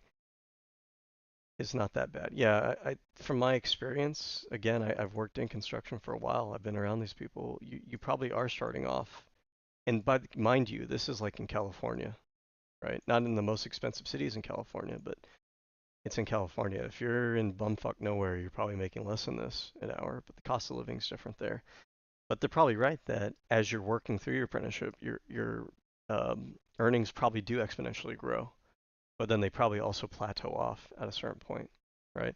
But that makes sense, because you start off as an apprentice, you have no skill, right? They're not going to just start paying you oodles of money. They still got to train you. You don't know a lot. You're going to make mistakes.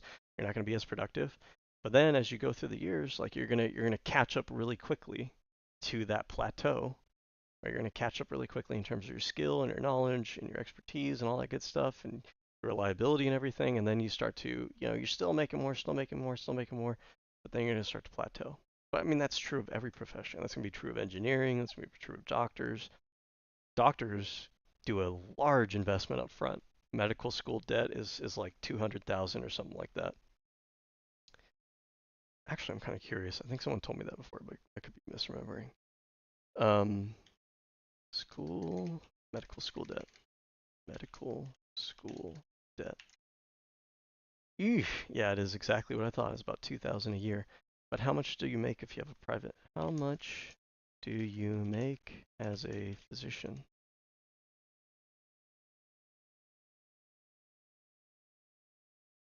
See, and so they're making about 200,000 a year. Oh, but that's in San Francisco though.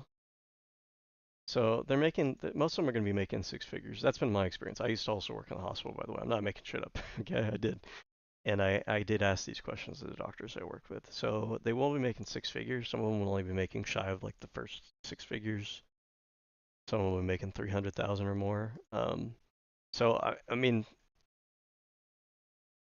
props to doctors, by the way, because if you're going to school, which by the way, I don't view these people as gods like a lot of other people do, because I worked with them for a long time, and frankly speaking, you know, between you and I, engineering is harder. Okay, it is. Don't let them tell you otherwise. It fucking is. Okay.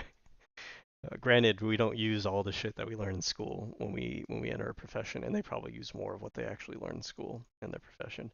But to go through the schooling is really fucking hard and really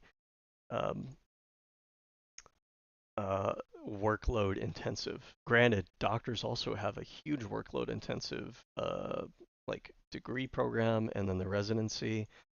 But it's not as technical. You're not doing fucking 3D vector calculus every time you go into work, right? But granted, they're making a big sacrifice. They're taking on a fuck ton of student debt, and sure, they're making a fuck ton of money afterwards, but man, it's going to take you a long time to pay off that debt, right? You're really not going to be able to enjoy the 6-figure salary for a while if you want to pay that debt off quickly. So, you know, props to them for that. Well, you have to start with your core classes, and it's like high school. You're taking the same classes in high school. So do you think, like, for example, do you think that... Okay, nice to meet you. Thank you. Where the hell? Oh. All flipped around. What am I doing here? I'm Emily. Nice to meet you. Emily. Thank you. Earlier said that about 5% of college students are going into fields of like medicine, law, and engineering, Let me clarify. Okay, yes, yeah. As far as they're going to be able to get postgraduate degrees. So they will go all the way up and get their Juris Master, or they will end up passing the bar or becoming a doctor. Who cares, so it's easy to bro? Say doctors, lawyers, but healthcare professionals, if you engineers, generally speaking, don't need to get their fucking masters or their postdoctorate. So I'm sure you probably have higher earnings potential, but... Can you like raise your hand if you have a doctor? Wow, he was so dishonest when he first cited that stat earlier. Doctor. Yeah, you do. Okay.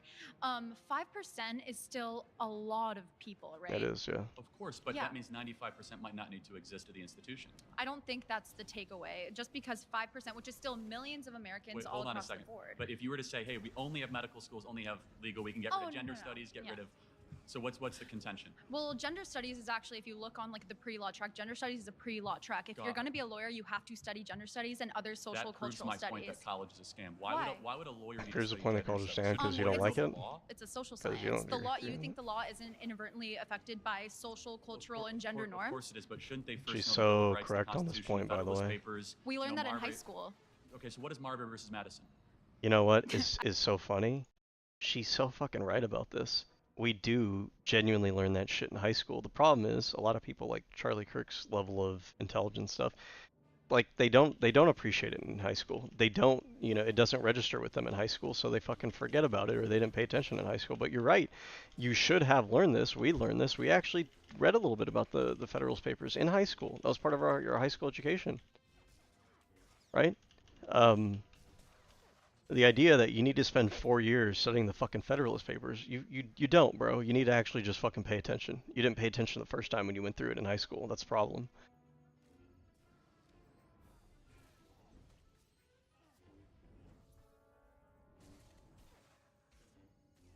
And then even then, I mean, people like Charlie Kirk, I bet you anything he didn't read the Federalist Papers. He might have read a few excerpts, but he definitely doesn't really seem to understand the actual, like, values, philosophy behind the Federalist Papers, behind the founders, like at like any sort of like expert level or anything. The way he kind of sells himself. For him to be saying, "Oh, everybody else needs to learn about the Federalist Papers," bro, you probably need to go back and study them because it doesn't seem like you really understand them.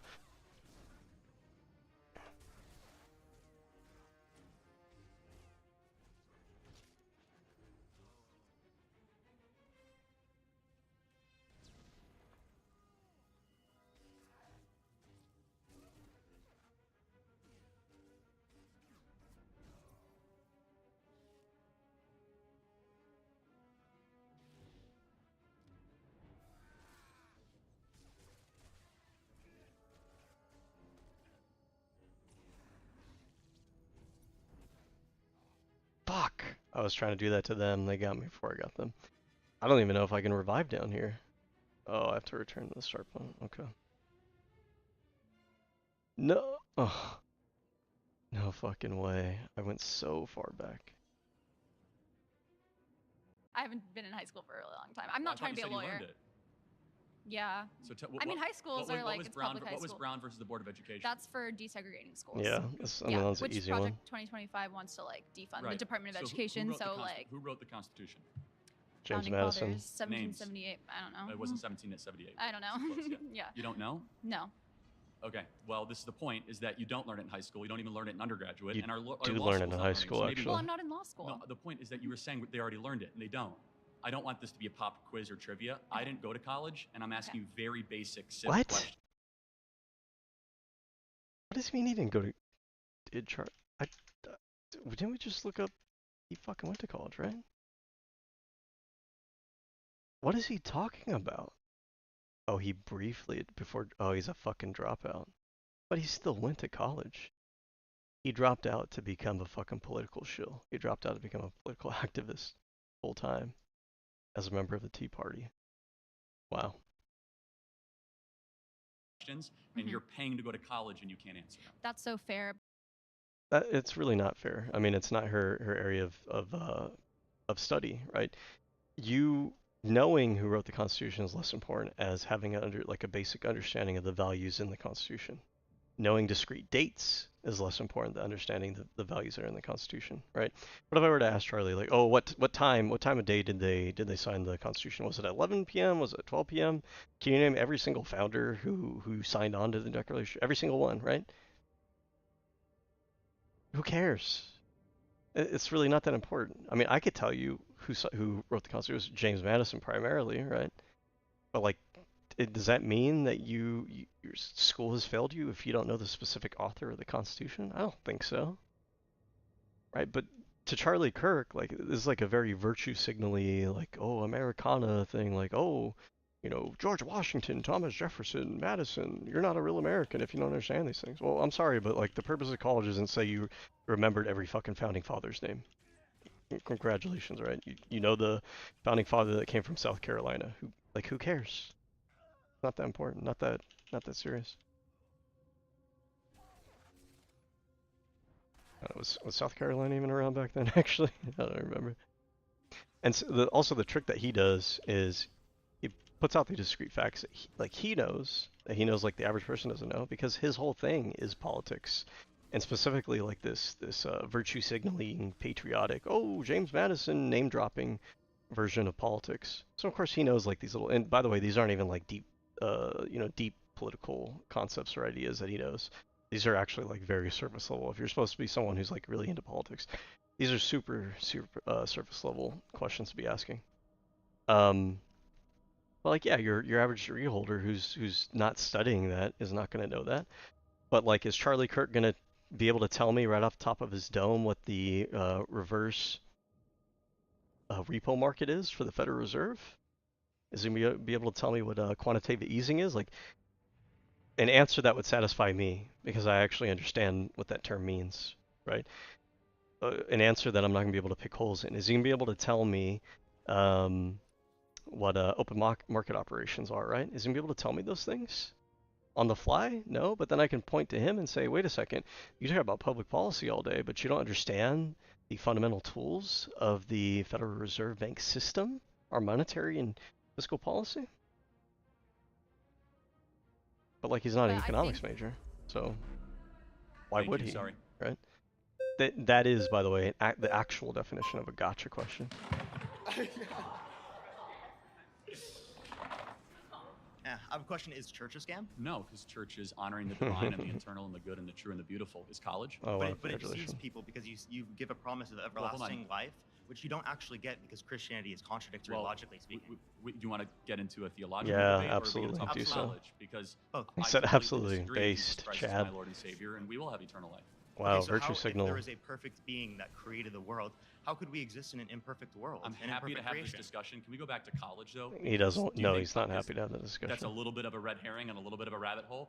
Tell me what that has to do with college. It's not really a red herring. He's Well, testing your college consistency. Can be a scam for certain people. I don't think it's a scam so for everyone. We agree. So for people like me, college was very beneficial for me. For sure. Well, who is it a scam? I'm asking you, based upon your definition of a scam, do you consider the Christian church a scam? Of course not. It's giving people eternal life and teaches them goodness. But if Christianity is false, then that's a deception. Okay, but you think it's false. I don't. We can agree to disagree. Also, I'm not agreeing to disagree on that. But we're not talking about the church. We're talking about Don't college, concede. right? Who is this? So again, it's also Parker. People okay, are not good. paying to go to church, are but they? It's a reductio ad absurdum. You know what that is? Ask the question.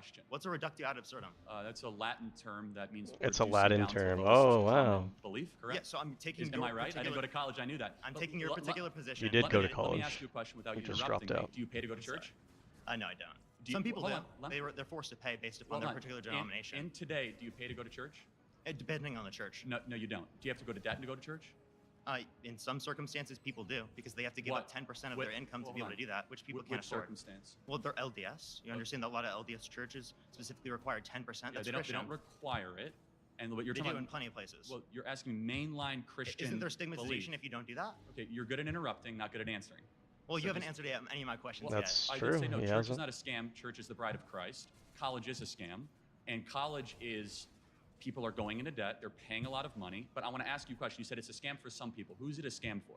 Yeah, for people who specifically aren't ever going to use it, never use any of the knowledge that they retain from it. Well, you say 52%. I don't think you can qualify 52% of people don't do that. For example, my job, that's not going to be recommended as an economics degree. Most economics majors are going to go into TikTok debating online.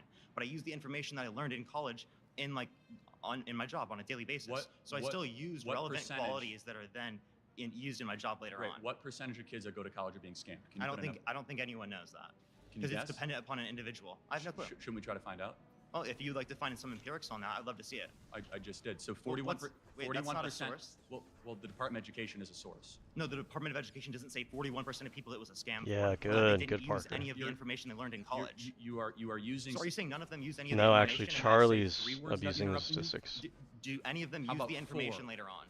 Can I say 5 words that interrupt? Well, you've interrupted me multiple times. So since you say college is a scam for some Ask him people, what specific stat he's referring to, kids that do not and then beat him on 41% how he's that end up misrepresenting going and not statistics. graduating. Were they scammed? No, just because you go and pay for a particular thing, but then you don't follow through with it, doesn't mean you were scammed. Yeah. Maybe they were You misled. decided to pay for it. Oh, you could say some people are misled. Some people are stigmatized into these things. Do you think that some people are misled in the church? And you never answered my question on that because you're trying to take that time down so that you don't have to answer the question about Christianity because you know your worldview looks terrible. Well, what about Christianity do you want me to answer? We're talking I think about it's false. Or because I was saying, is church a scam? If church is a scam, that'd be predicated off of the idea that you're deceived into believing that there's everlasting life. You know what I ask him? Can you prove that you're giving true, people so everlasting life? Otherwise, Christianity is true. Did the what's the argument? What is your basis? What is your standard here? Appreciate it. Okay. Did the resurrection happen? Because education system I disagree. can empirically show, hey, you know what, you're gonna earn more over your lifetime. For them to not desire something imperfect. A perfect no, geez, God. Is a perfect creator. I'm sorry, what? There's a perfect creator that desires everything that's just perfect. How can they desire something imperfect, flawed? Well, because maybe they want to get to know themselves. Maybe they want to see their own creation. Maybe they love themselves. He's all-knowing. Can I finish? If you're saying they get to know themselves, okay. They're getting to know imperfection. Or you're saying that they're imperfect. So much that his creation, which rebelled against him, given agency and free will, rebelled against them, then got eternal life, what we actually deserve, and then sent his son on a rescue mission to save us from that. The church is the bride of Christ, will save us from damnation that we deserve. College is far from the bride of America. It's currently scamming the youth of this country and sending them into oblivion. Didn't answer the question. I did. No, you didn't say how they could desire something imperfect. Well, God can do anything. We'll talk about that later. God can do anything, so. Even something logically contradictory? No, it's not logically contradictory. To desire something imperfect. Can an unstoppable object hit a immutable force? Oh, he watched Batman. Hey, before we go any further, we want to take a moment to say thanks so much to Straight Arrow News for powering the fact checks in this video. I Straight Arrow News is an app and website that is on a mission to raise the bar on journalism in a time of media bias and mistrust. Their team of journalists believe that unbiased news should be the standard and not just the exception. No. So they report Objectivity should be the standard. Nope. Neutrality is the opposite of objectivity. You can't have objectivity if you remain neutral. Their Media Mist tool allows you to discover news that's being underreported or not even reported at all by different sides of mainstream media. That's why we're so happy to be partnering with Straight, not just supporting this channel. Platitudinous bullshit. Okay. What's your name? Oh, it's neutral. It's down the middle. Therefore, it's good. Like, this person says 2 + 2 = 4. This one says 2 + 2 = 5. I'm getting both sides of the argument. Congratulations. Wow. Amazing. I need to know something. Do you think you're making a difference? The Emperor is controlling you, Master Braga, but not for long. I'm coming to free you. You're trapped in old, narrow patterns. You still believe this galaxy is worth saving? None of your victories matter. You're a desperate insect clinging to a burning leaf. In the end, the Emperor wins. This fallen galaxy will be consumed. Purity will be restored. The Emperor doesn't care about purification. He wants to destroy this galaxy. You can't see they are the same thing. One way or another, Corellia dies in flames, and we will all burn together. Reasoning with him isn't an option. Time for plan B. I recommend we rendezvous at the Science Museum and see if Dr. Godera can help us find him.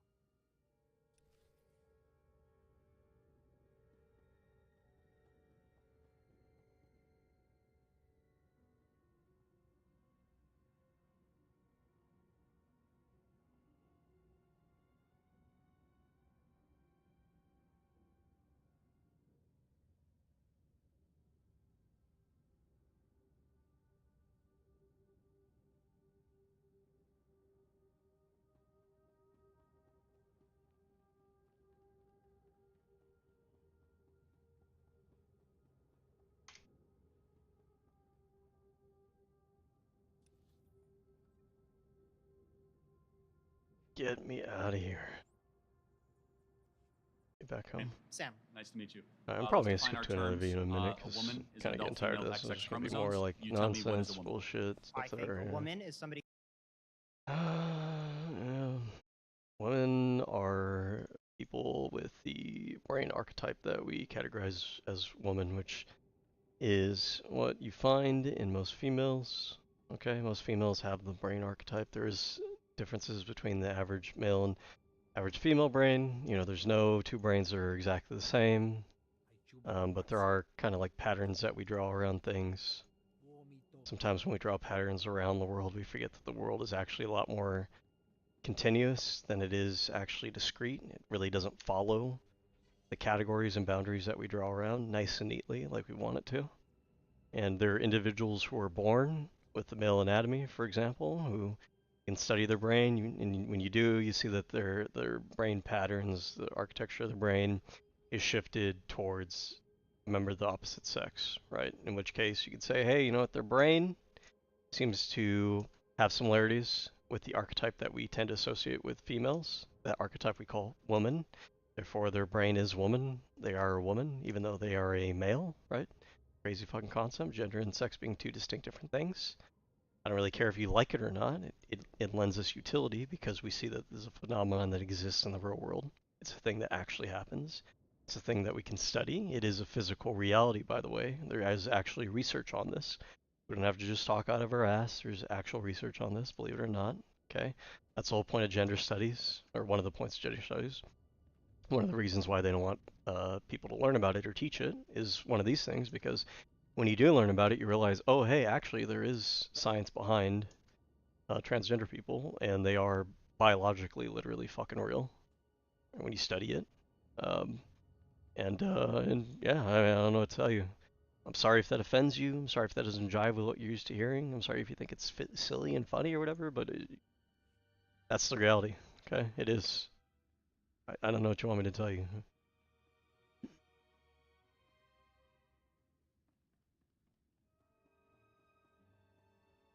But man, it's such a tired argument, and part of the problem is that I wonder if any of these college kids have adapted the rhetoric, because part of the problem is that no one ever makes the points that I just made. and then we argue in circles over nebulous bullshit, pretend that we don't actually have like good strong arguments, we don't have like research and data behind this. We just pretend like we're still debating a debate that's from 20 years ago and we didn't know these things that we know today. It's just annoying, frustrating to me. It's neither good nor bad? Why would I say that's neither good nor bad? Was a brilliant man. He served the Republic with loyalty and dedication. I didn't know him well, but I think he'd rather we keep fighting than stop to mourn him. I wish the people who believe we can make peace with the Empire could see this. All enemies accounted for, General. I found Dr. Gadera's work. Looks important. He was tracking Master Braga's hollow transmissions. He found signals coming from an Imperial battlecruiser hovering above Capitol Square.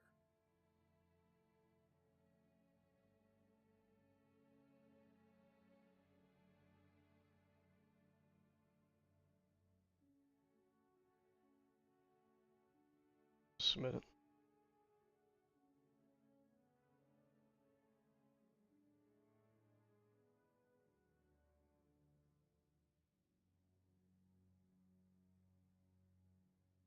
Oh, that dude responded fast.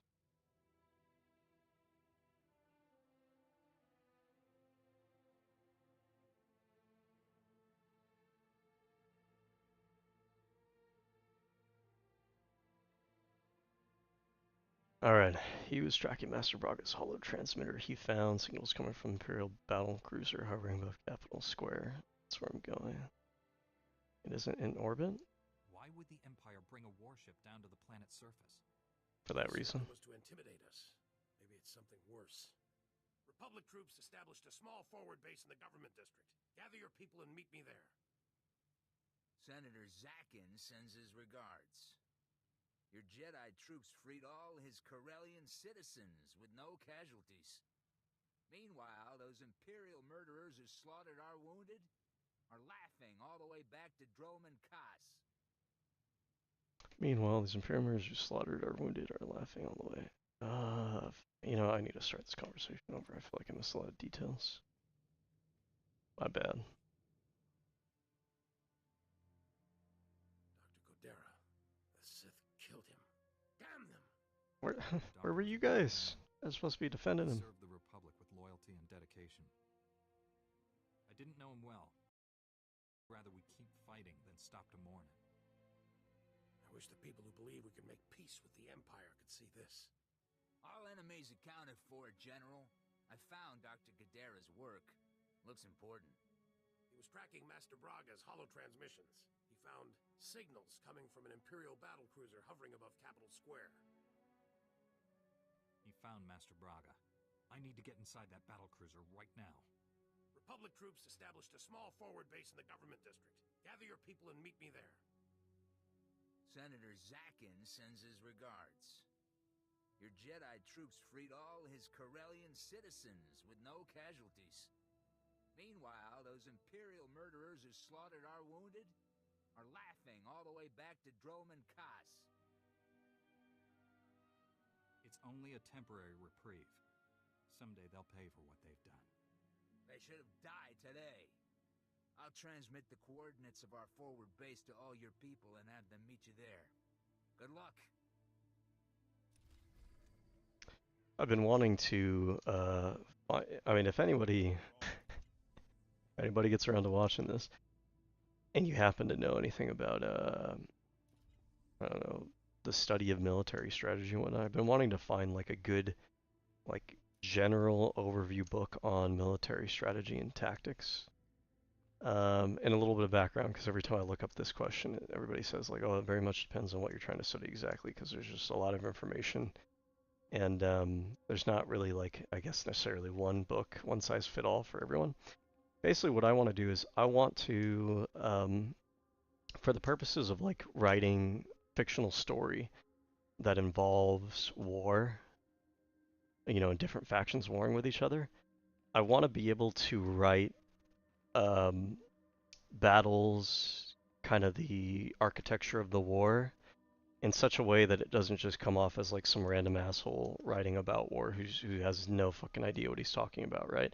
it doesn't have to be perfect, but I want to have some understanding of I don't know, things like military logistics, like the kind of strategies you would expect factions to use, given their resources, given the scenarios of the the war. Um, some general stuff about like different kinds of battle tactics, so that when I write about different battles, it's interesting, compelling, and intelligent, rather than just being like, oh, here's just two armies and they just like hit each other and then they all fall down and die, right? Oh, let's just throw each other's armies at each other, because like realistically, that's not how war was waged, right? There's tactics and strategy behind it.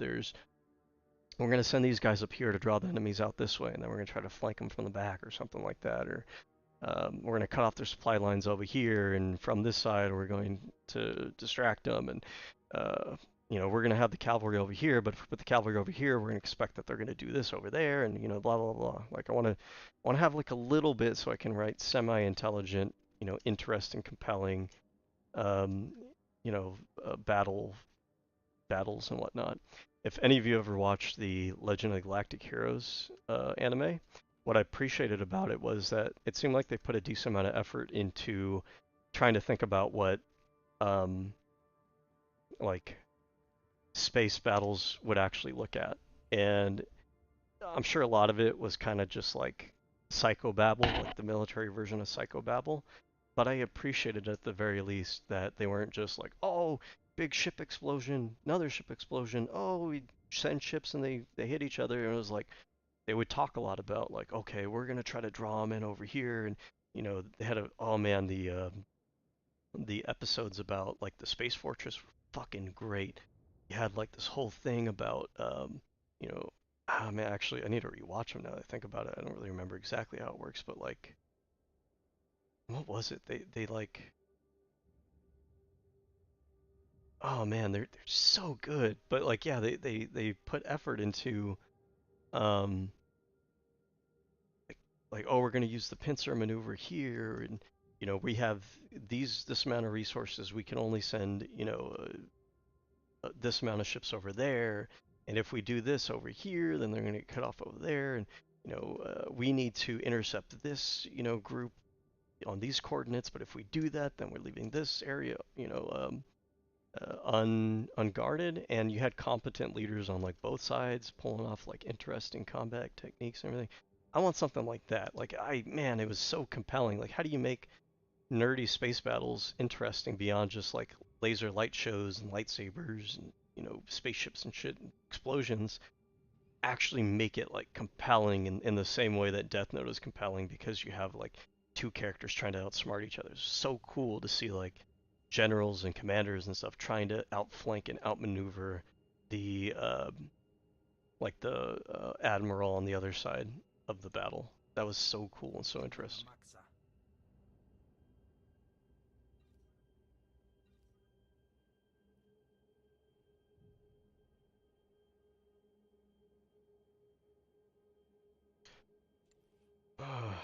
Terrible. It's terrible.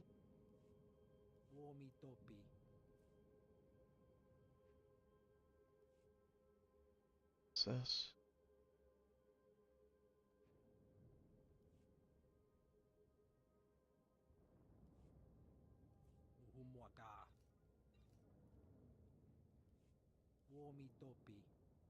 I don't know if I want to talk like. This stuff gets so. Like, I've heard all these arguments before. I feel like I've had them millions of times. After a while, it just gets like mundane. And I know for a lot of people it's new and interesting, but I can only do so much before it's just like, okay, same shit all over again. Let's see what Papa gets up to. Is there have any interesting videos? Yeah, I saw some of this one. This dude was wild. This dude is like a pedophile. Oh, you know what I was looking up the other day? I wanted to hear some about Palpatine lore.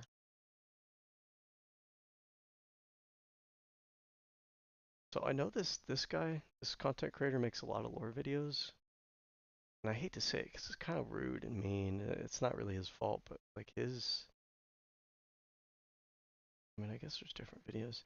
His voice just kind of, it's just not just doesn't, you know, just doesn't do it for me. You know what I mean?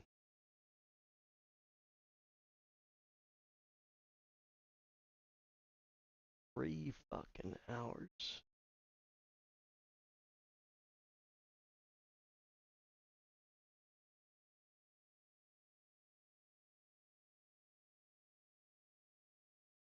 Like I must have watched this one before. I like the Geet Sleeves videos. They have good like voiceover. 2 hours entire life story. Right. Well, you know what? Let's watch the Contracted. Geet Sleeves. Saving money feels right. Just like when things are packed tidy and tight. In a long-form video a few months ago, we described Anakin Skywalker as one of Star Wars' most complex characters. A character with humanity and complexity that defies classification. Does it? The same isn't entirely true for the character we'll be discussing today. Darth Sidious fits pretty neatly into the archetype of the being of pure evil. But Sidious too is an extremely complex character. He was a man of many faces: Senator, Sith Lord, Chancellor, Emperor. He was a master of manipulation and deceit, weaving webs of lies and hiding his unquenchable bloodthirst behind the mask of a kindly old man. Much like Anakin Skywalker, it can be difficult to discern who he really was and what he really believed in, especially from the films alone. Today, with the help of a few Legends novels, we're going to be unmasking the true face of Palpatine, the avatar of the dark side. The avatar. Looking for an extra dose of sci-fi to satiate your inner strategist? Love cute pixel art and fun games that don't bombard you with microtransactions? Love a passionate and dedicated development team that provides consistent updates? Well, then look no further than Pixel Starships. Pixel Starships is a spaceship micromanagement game based in an 8-bit mass battles to start myself spent. Let me see as the Starship Expo. You've got Matthew Stover's Revenge of the Sith novelization a fair bit today, though not as much as the Anakin video. Additionally, we'll be drawing quite a bit on James Luceno's novel Darth Plagueis. As before, we encourage you to purchase and read both of these books if you can spare the money. Both books are amazing and their authors deserve all the love and support you can give them. Without further ado, let's begin. Adieu. During the Clone Wars, the fate of the Galactic Republic rested on the fate of one man, Supreme Chancellor Palpatine. Once, he had been the senator for the Chomel sector, a moderate considered to be a voice of reason by his peers. He had been propelled to the top spot in Republic government by a wave of sympathy over the invasion of his homeworld and the other senators' beliefs that he would be easy to influence. Ooh, this room looks But cool. as Supreme Chancellor, Palpatine proved to be the opposite. He instead developed a reputation as a resolute, principled man who wouldn't stand for the corruption of the Senate. As the novelization puts it, We're at the point of no return, my friend. Win or lose, this is where we'll make our stand. Eris Wyam is with Corellian intelligence. He's just learned our job here is even harder than we thought. My reconnaissance teams just picked up an energy surge coming from the reactors on that Imperial battle cruiser. We believe the cruiser's reactors are being overloaded, building to detonation. Overload my balls. Get a message to the Imperial officers aboard that cruiser. Tell them what's happening. We've tried. No response from them. Not even insults. For all we know, the command crew is dead. If Master Braga wants to destroy his own ship, why not crash it into the surface? A reactor detonation at its present altitude won't just flatten this sector. The radiation release will kill people for hundreds of kilometers. Good news is there's a secure turbo lift connecting the cruiser to the government buildings. They use it to send troops there. Your strike team will use that to get inside the cruiser, shut down those reactors, and deal with Master Braga. This will be different. Usually I run away from exploding enemy cruisers. I have absolute confidence you'll survive this. If I'm wrong, we won't live to regret it. I'm commanding a platoon of Republic troops. With your Jedi squads backing us, we'll hit enemy command and control centers all over this area. We'll keep the enemy's attention off your strike team and retake Capital Square for the Republic. Without all these Jedi, I'd say you were crazy to even try it. But you just might pull this off, General. My people won't let you down. I'm counting on that. This is it, friends. May the Force be with us. Victory or death for the Republic!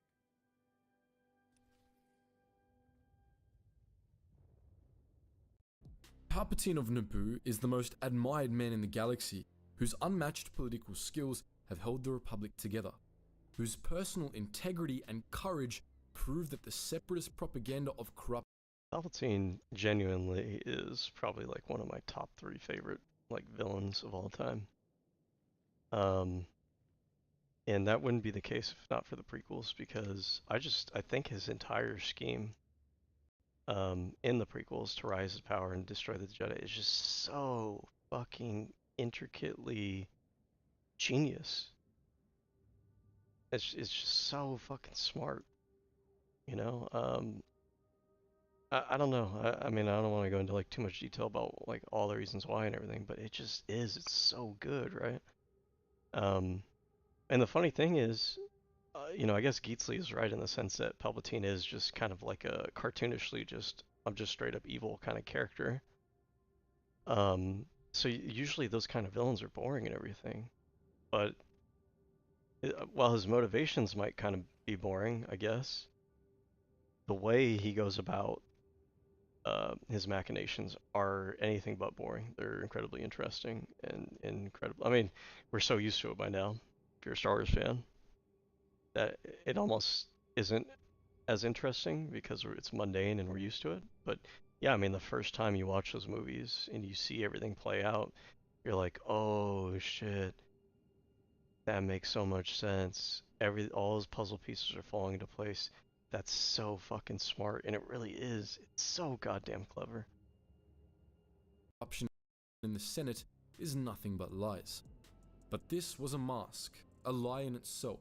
It wasn't who Palpatine really was. After the Clone Wars, Palpatine ruled the galaxy as Emperor. The Republic became his empire, and he became a symbol of order and strength.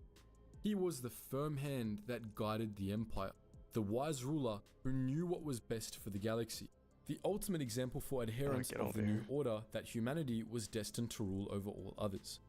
He was a dictator, to be sure, and his edicts could be harsh, but even many of his critics would admit that the Emperor had a plan for the galaxy.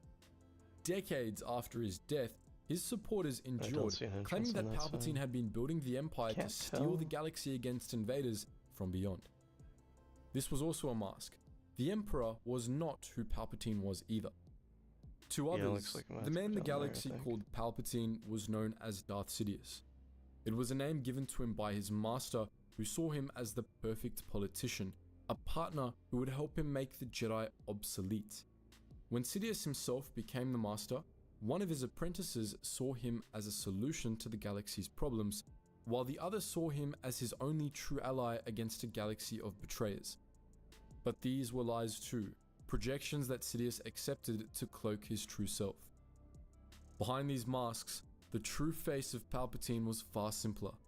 Palpatine was a shadow, the embodiment of the dark side. To again quote the novelization, the simmering jewelscape of Coruscant haloed the knife-edged shadow of the chair. Within the chair's shadow sat another shadow, deeper, darker, formless, and impenetrable, an abyssal umbra so profound it drained light from the room around it, and from the city and the planet. I like that writing. I would not expect Star Wars novels or anything to have good writing, but let's look at the game. Impenetrated shadowscape of Coruscant. Particularly the opening part of that. The shimmering jewelscape of Coruscant, right? Like a Coruscant back there. It does, from far away, look like a bunch of shimmering jewels, right? Jewelscape of Coruscant. Haloed the knife-edged shadow. So yeah, so his Chancellor's room is surrounded by this view of this jeweled city, so it surrounds him like a halo, right? Circle of a halo. And the halo of the knife-edged shadow. The knife-edged shadow of the chair. Knife-edged shadow of the chair. There is a particular chair that I've seen him have that is like a sharp, I think that's what they mean. It's like a very sharp. Let's look actually. Palpatine chair. Such a funny. Look at this. I don't think it's this one I'm thinking about, because this is his chair on the Death Star. Chancellor.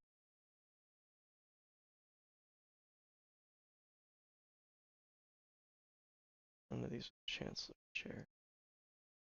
Might be this one that they're talking about here. That one also doesn't sharp form to it. I mean, I guess some angles. Gotta have concept art for everything, right?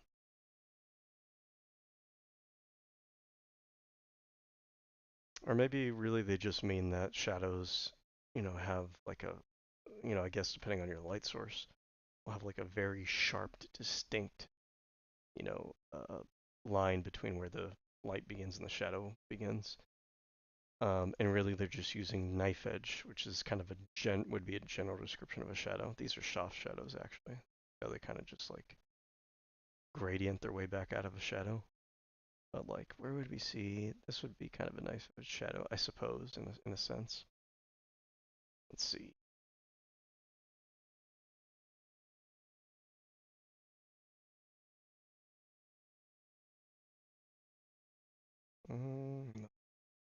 Sharp shadow. Like this would be a sharp shadow. See, it gets blurry to the edge over here. I think really they're just describing like a shadow that's very distinct, right? And yeah, based on your light source, you get different kinds of shadows. I think they call this what, the penumbra and stuff like that. And really the reason they're choosing to describe the shadows of knife edge is just to kind of give flowery, like descriptive imagery to like the atmosphere surrounding the Emperor as being like dangerous, sharp, right? He's a sharp kind of danger. He's not a blunt danger. He's an exact, precise, delicate, surgical precision kind of danger. Within the chair's shadow sat another shadow. But within that shadow, within the shadow of his chair, okay, even darker than shadow is him, a metaphorical shadow, like a black hole sucking things in. Deeper, darker. It's deeper, right? Like a black hole. It like sucks you in. It has depth to it. Formless and impenetrable. Invisible, so profound it drained light from the ruin. The rest of the stuff is like a little bit cliche. Okay, not that it's bad or anything. It suits the character and everything, but that first opening clause I think was really nice. Worded. An abyssal umbra so profound it drained light from the room around it, and from the city, and the planet, and the galaxy. Only Sidious's fellow Sith came close to understanding Palpatine as he really was. To those he named Tyrannus and Vader, Lord Sidious's true essence was visible through the dark side of the Force. To quote the novelization one last time, and then there was Palpatine, of course. He was beyond power. He showed nothing of what might be within. But seen within the eyes of the dark side itself, Palpatine was an event horizon. Beneath his entirely ordinary surface was absolute, perfect nothingness. Darkness beyond darkness. A black hole in the Force. It was something Darth Plagueis had also observed many decades before. The galaxy only saw Palpatine through the many masks he wore to fit into galactic society, to impress and intimidate and manipulate beings to his own ends. As we mentioned before, none of these were Palpatine's true self. His true self was much more lacking. He was utterly empty, not just a being of darkness, but a being of nothingness, a swarming mass of rage and hatred with no true center. He spent his life hiding it, but in secret, he came to embrace it. To understand it, to understand Palpatine, we must begin there with his initial journey down the dark road. Palpatine was a child of privilege, born into a powerful aristocratic family on Naboo, and in his youth especially, he acted like it. He was the eldest child of the powerful nobleman Cosigna Palpatine, and from the moment of his birth, his father knew that it is interesting to think that Plagueis saw him as like a black hole in the Force.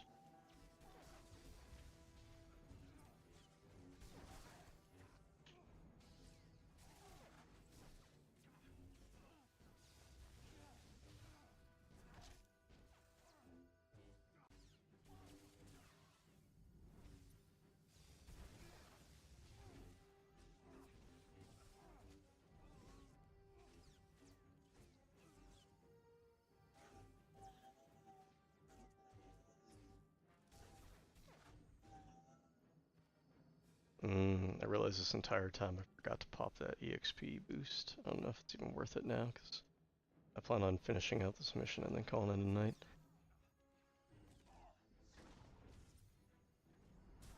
Take that. And that.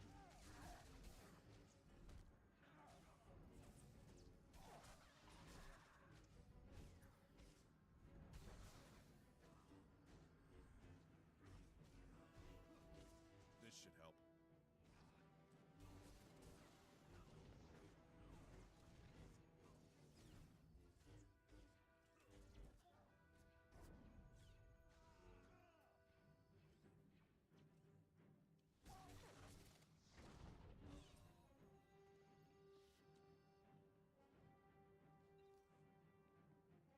Better food.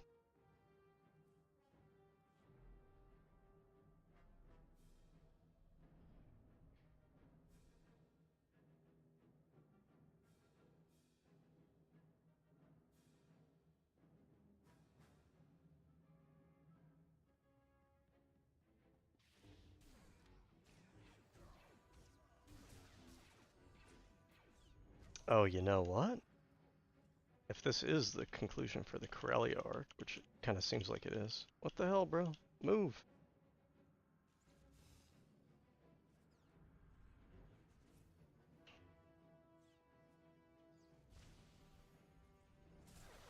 That means I'm done with this character. I mean, for the time being, I'll pick it up later, but I wanna... My goal is to round out the first part of the story to get the legend, whatever it's called. Like, finish all 8 of the character origin stories.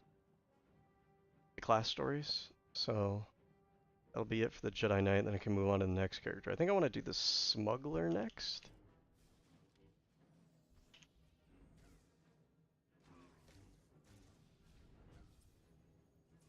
Yeah, I think I want to do the Smuggler next. So, am I done with the Trooper? I think I'm done with the Trooper. Yeah, I'm done with the Trooper. So I'm done with the Trooper. I'm done with the Jedi Consular. I'm done with both of the Sith characters. I have the Smuggler to go. I think I have the Bounty Hunter to go too. The Bounty Hunter's not far behind because Bounty Hunter is actually the first character that I made in this game. So when I left off with the Bounty Hunter, I think he was already like pretty far along in the story. But I don't really feel like picking up a story. Like I kind of feel like starting a character from the beginning again. And I was actually going to create a new Smuggler character, so we'll do the Smuggler after this. So we'll do the Smuggler. I also have the Bounty Hunter and then the Inquisitor left. Or not the Inquisitor, the Imperial Agent. Which I like the Imperial Agent, I think he's kind of cool. I have a Chiss Imperial Agent. He's a suave motherfucker.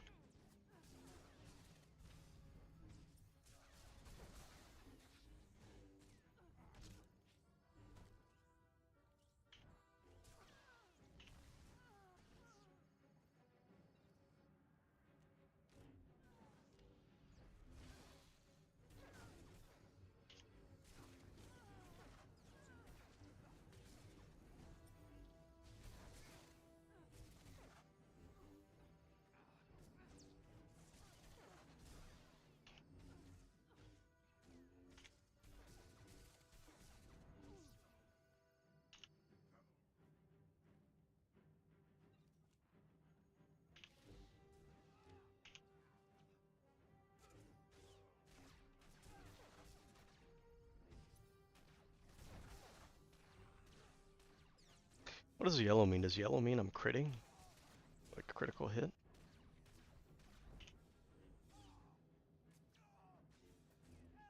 Because it seems like this move is always critting.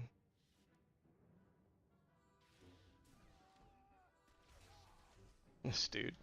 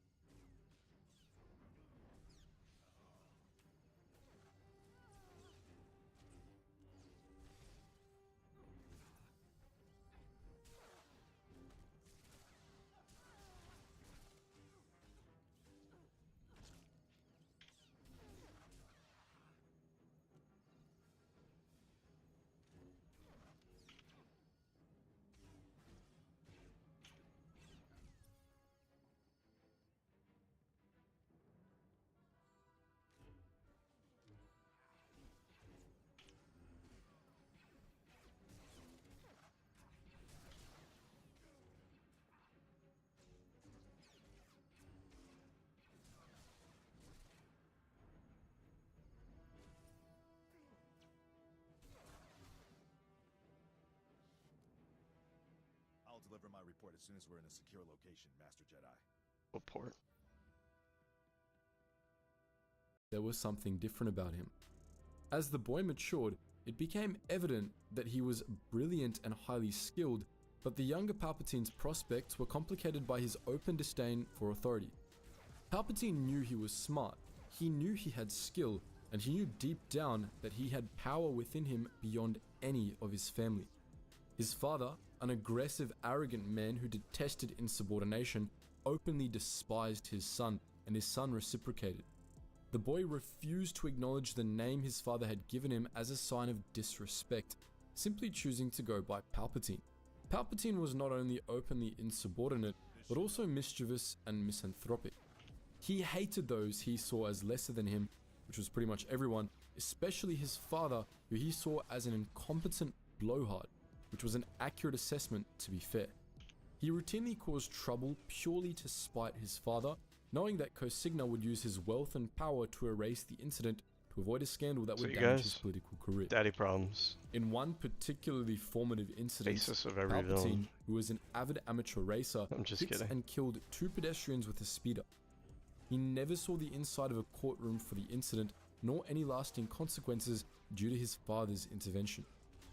Palpatine himself was unfazed by the incident. It didn't bother him at all that he killed 2 people.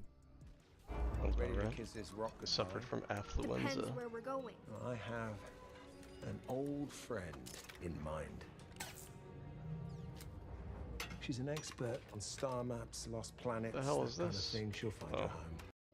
To sum it up a bit more bluntly, as a teenager, Palpatine was a spoiled rich a-hole with daddy issues. By the time we see him in the films, he's changed a fair bit, but that privilege and unaccountability had a huge impact on how Palpatine came to see himself and his place in the galaxy. To quote Star Wars Darth Plagueis, Palpatine's troubled past had seen him bounce from one private school to the next, following incidents of petty crime and offences that would have landed a commoner in a correctional facility.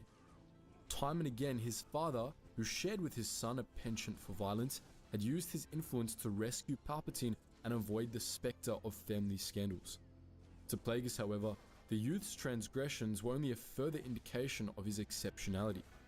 Here was a youth who had already risen above common morality and had judged himself unique enough to create an individual code of ethics.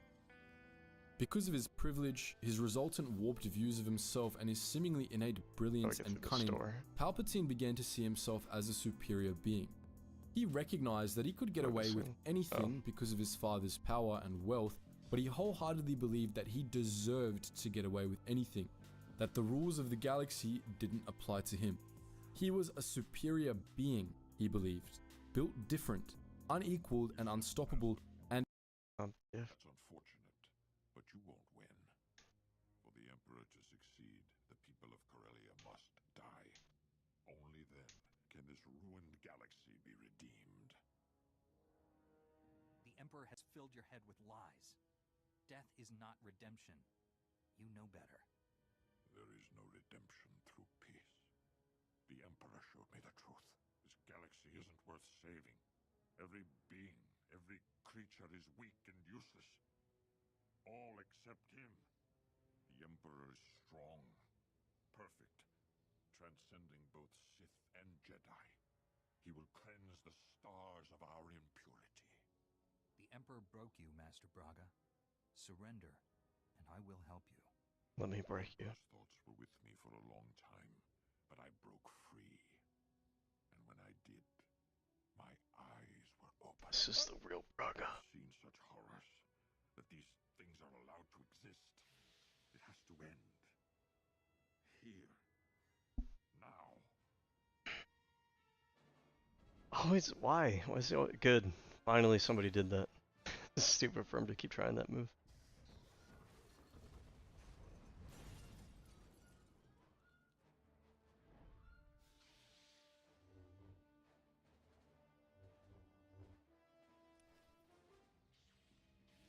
Try moving.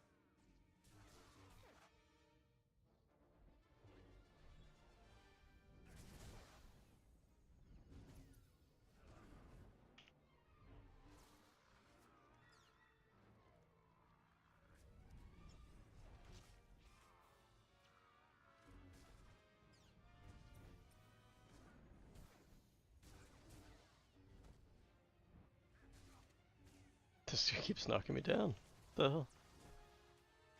It's like a glitch?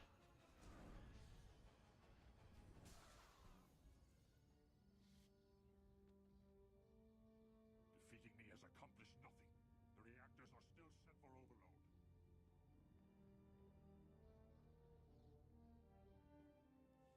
General SWTOR, I've shut down the cruiser's reactors. I repeat, the battle cruiser is under my control. Understood. I'll send troops to secure the vessel and hold it for the Republic.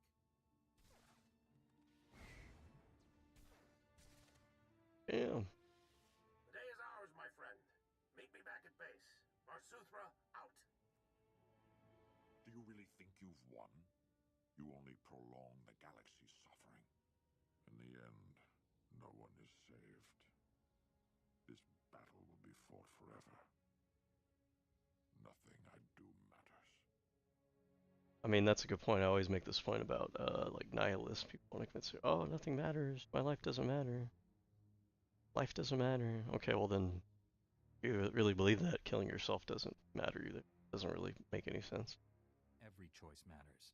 You chose to become Sith, and people suffered because of it. I wanted it all to end. No Sith. No Jedi.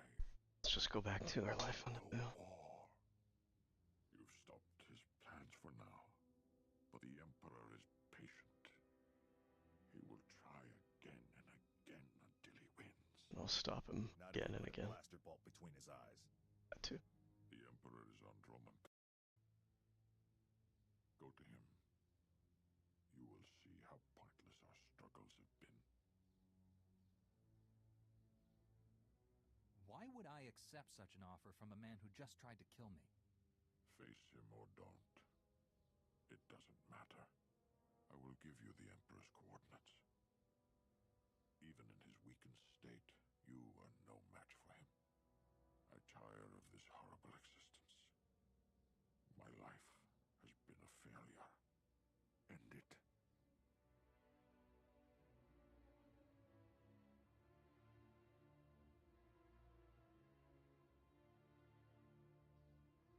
Let go of your past, Master Braga. If you hate what you are, become someone better. I know you still care about this galaxy.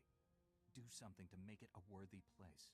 Do something. Go to Typhon, rejoin the Jedi Order. It needs you. You're so confident. I remember talking to Jutsu. The sense of purpose. Was it only a dream?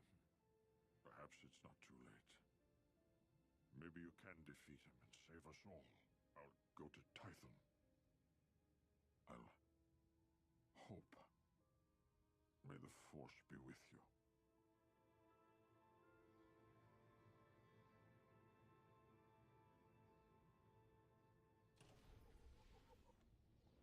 Alright, let's get the hell out of here. Although this means I'm not entirely done with the story for this character yet. Sounds like I gotta go to Drum and Koss, fight the Emperor, and then it sounds like I'll probably be done with this story arc. And so in that case, we'll probably finish it next time, but we're gonna close out Corellia at the very least.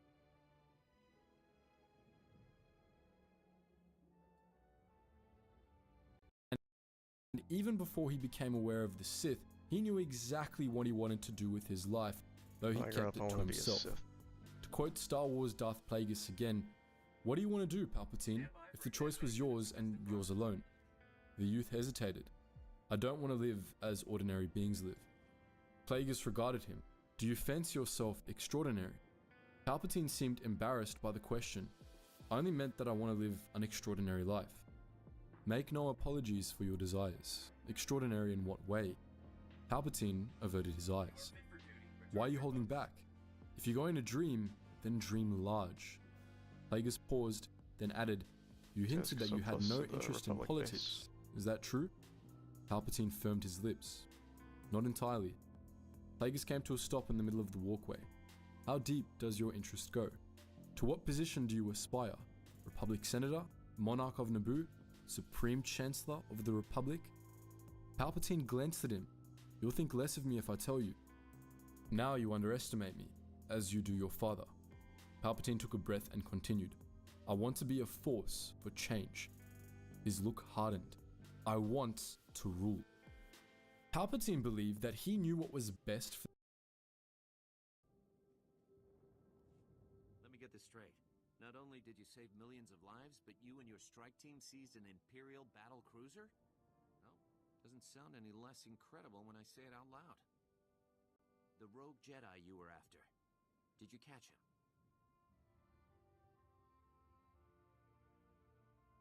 Master Braga is no longer under the Emperor's control. He's returning to Tython. Not sure how I feel about him going free. At least he isn't our problem anymore. Welcome back, General.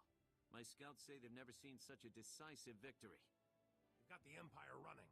Their command and control network is in shambles. These Jedi troops performed brilliantly. I'm recommending this brave Jedi army for the Republic's top military honor. You've all earned it.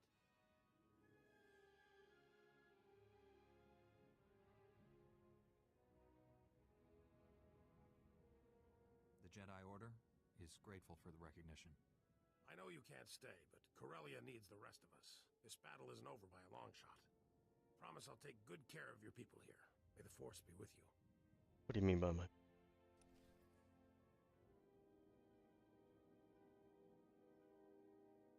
Wait. Oh, okay, never mind.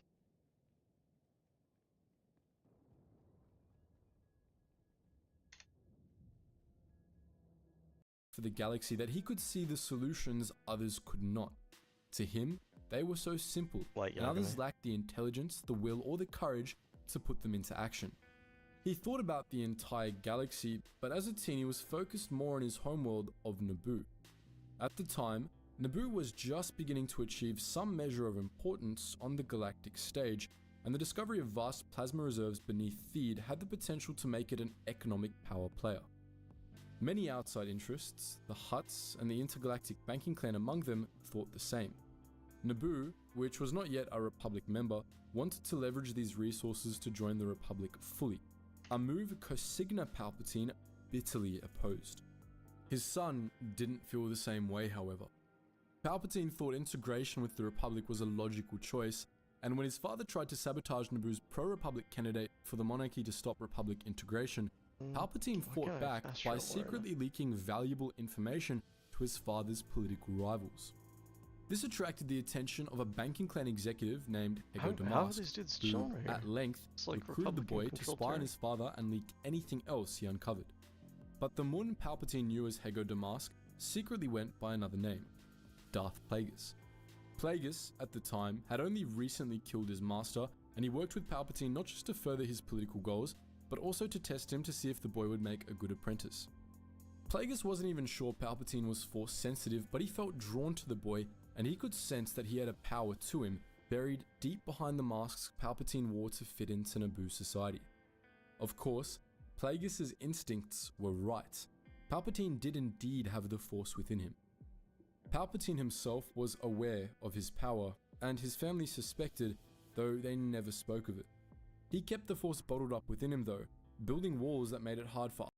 I like how Corellia, it also has a megapolis look to it, like Coruscant, but it's a different style. There's a different design language. It has like almost like a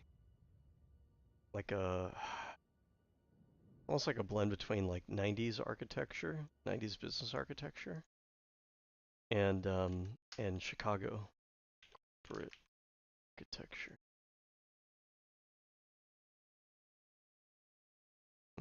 Not so much this stuff. It's not right.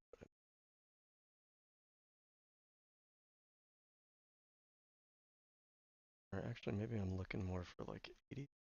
Probably is 80s. Okay, this is gonna give me like the artsy fartsy stuff. I want like the prototypical.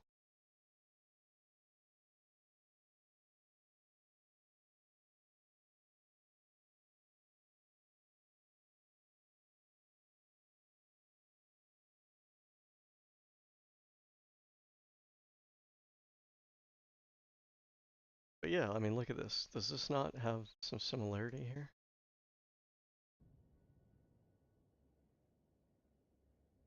Am I tripping? Right?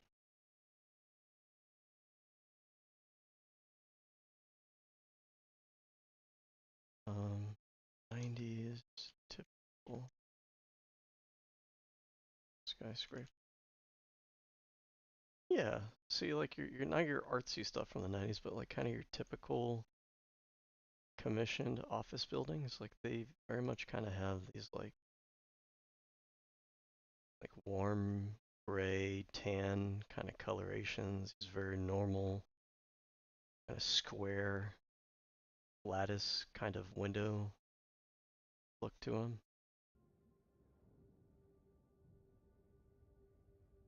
Especially, let's pull up like 90s Japanese skyscraper.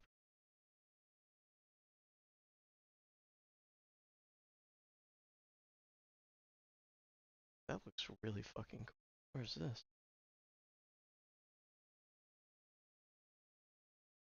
But like, you know, this kind of stuff here. This kind of thing.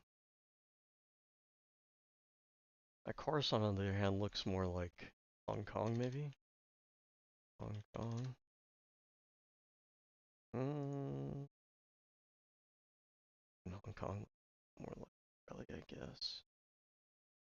Yeah, I mean, at night, it looks more like Coruscant. Coruscant.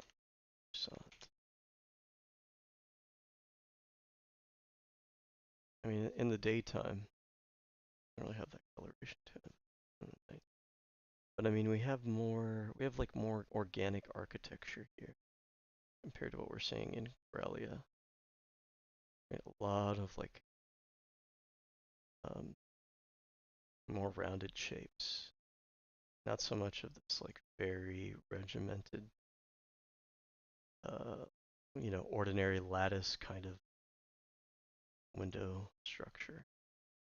See, yeah, a lot of, yeah, there's a little element of like Art Deco-ness in the Coruscanti architecture. See that? See that? That's the same building, actually.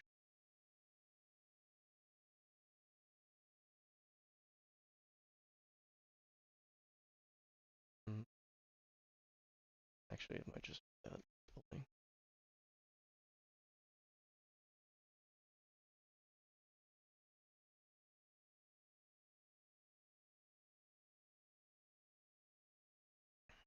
Singapore.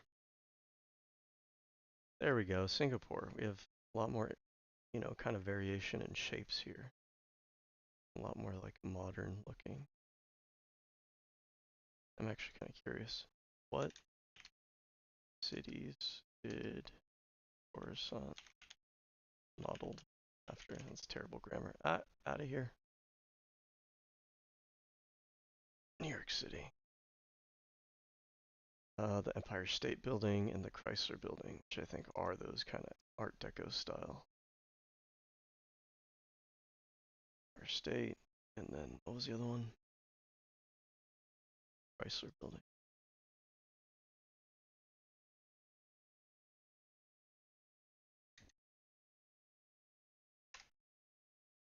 Yeah, that building. Andor does have, it's not grounded and realistic. It's more, Andor actually borrows a lot from brutalism. So, architect, or Coruscant. Coruscant in Andor. If you look at Coruscant in Andor, you're getting a lot more brutalist architecture.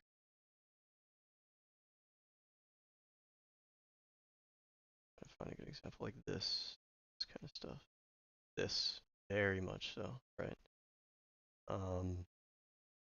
This, right? And if you look at brutalism, which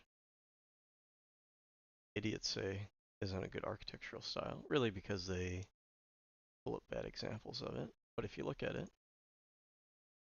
there's elements in here very reminiscent of what you're seeing in Andor. But that's the point, is that Andor's trying to show that very kind of blocky, straight line, not a lot of variation, angular architecture to evoke like the brutality of the Empire, right? The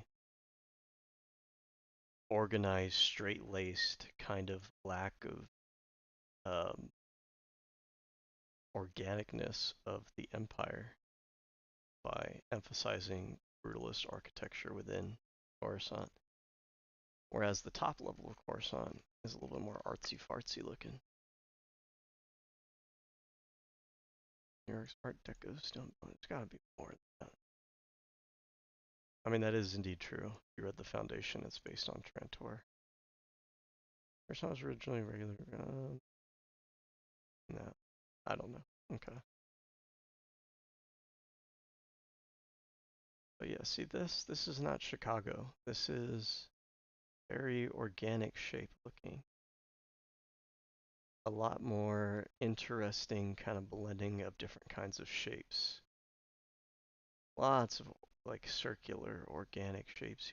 But yeah, you do have kind of like the step look that you see in the Art Deco building. I don't know what this is from. It's from Rebels. See, the buildings in here do look very much like your kind of typical New York Chicago style buildings. And I guess let's look at the New York skyline. I mean, a lot of their newer buildings might have kind of more of those features that I'm talking about. Yeah, see, like we got kind of some of those rounded, different kinds of geometry here. Okay, anyways. Other Force sensitives to detect his true nature.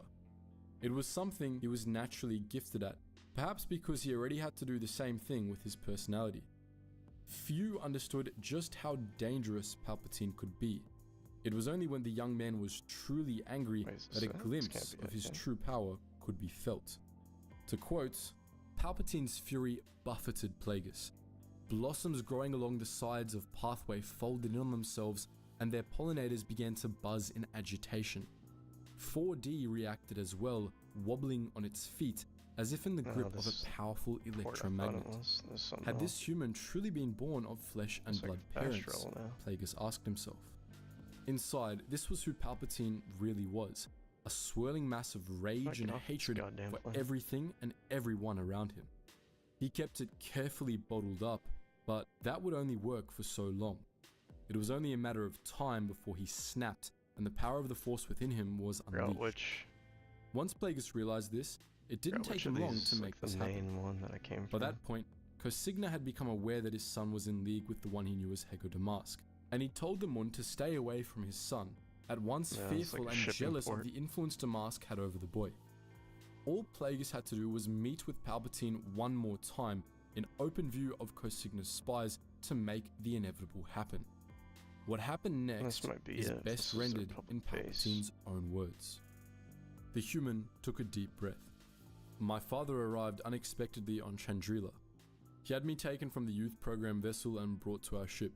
My mother and siblings were already aboard. After the launch, I learned that I was being taken to Chomel Minor, just as you warned. We fell into an argument, then I'm not sure what happened. Tell me what happened, Plagueis demanded. I killed them, Palpatine snarled back. I killed them, even the guards. He goes into more depth later in the novel. Palpatine raised his clawed hands. I executed them with these, and with the power of my mind.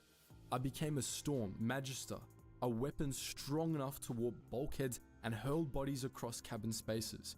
I was death itself. Plagueis sat tall in the chair, in genuine astonishment. He could see Palpatine now in all his dark glory. Anger and murder had pulled down the walls he had raised, perhaps since infancy, to safeguard his secret.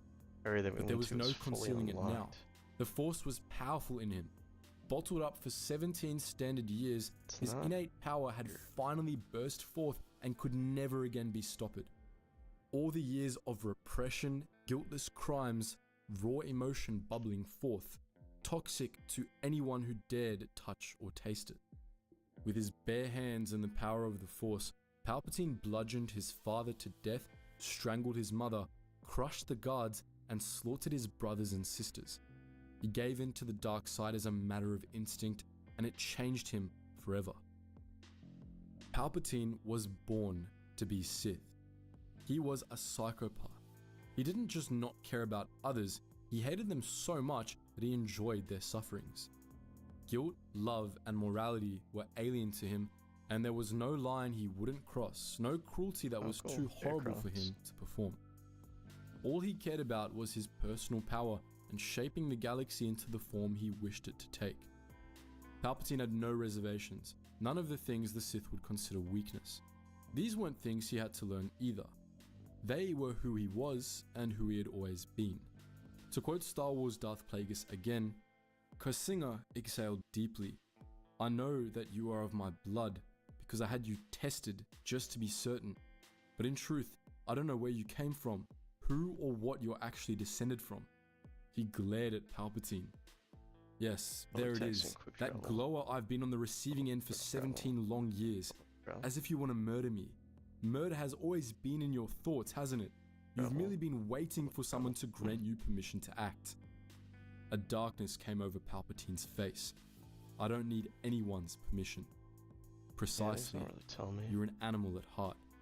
King of the beasts, Father, Palpatine said.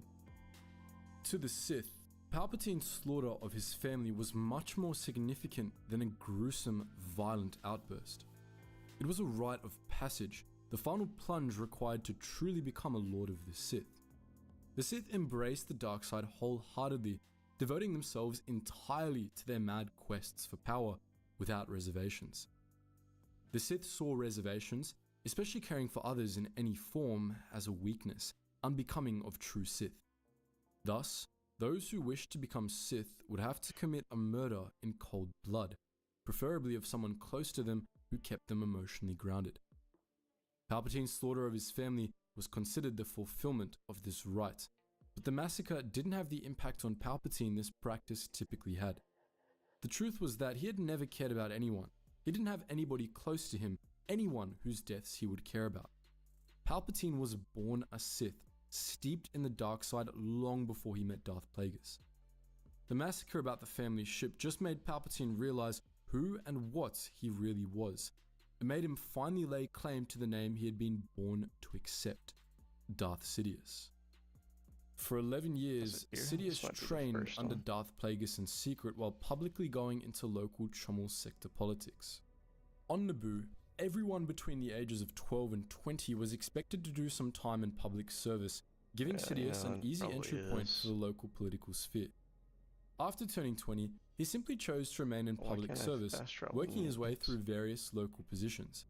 He stuck to low-profile offices so that he and Plagueis could slip off to train on a regular basis, and it was only once Plagueis deemed his apprentice's training sufficiently complete that Palpatine began to seek out more prominent appointments.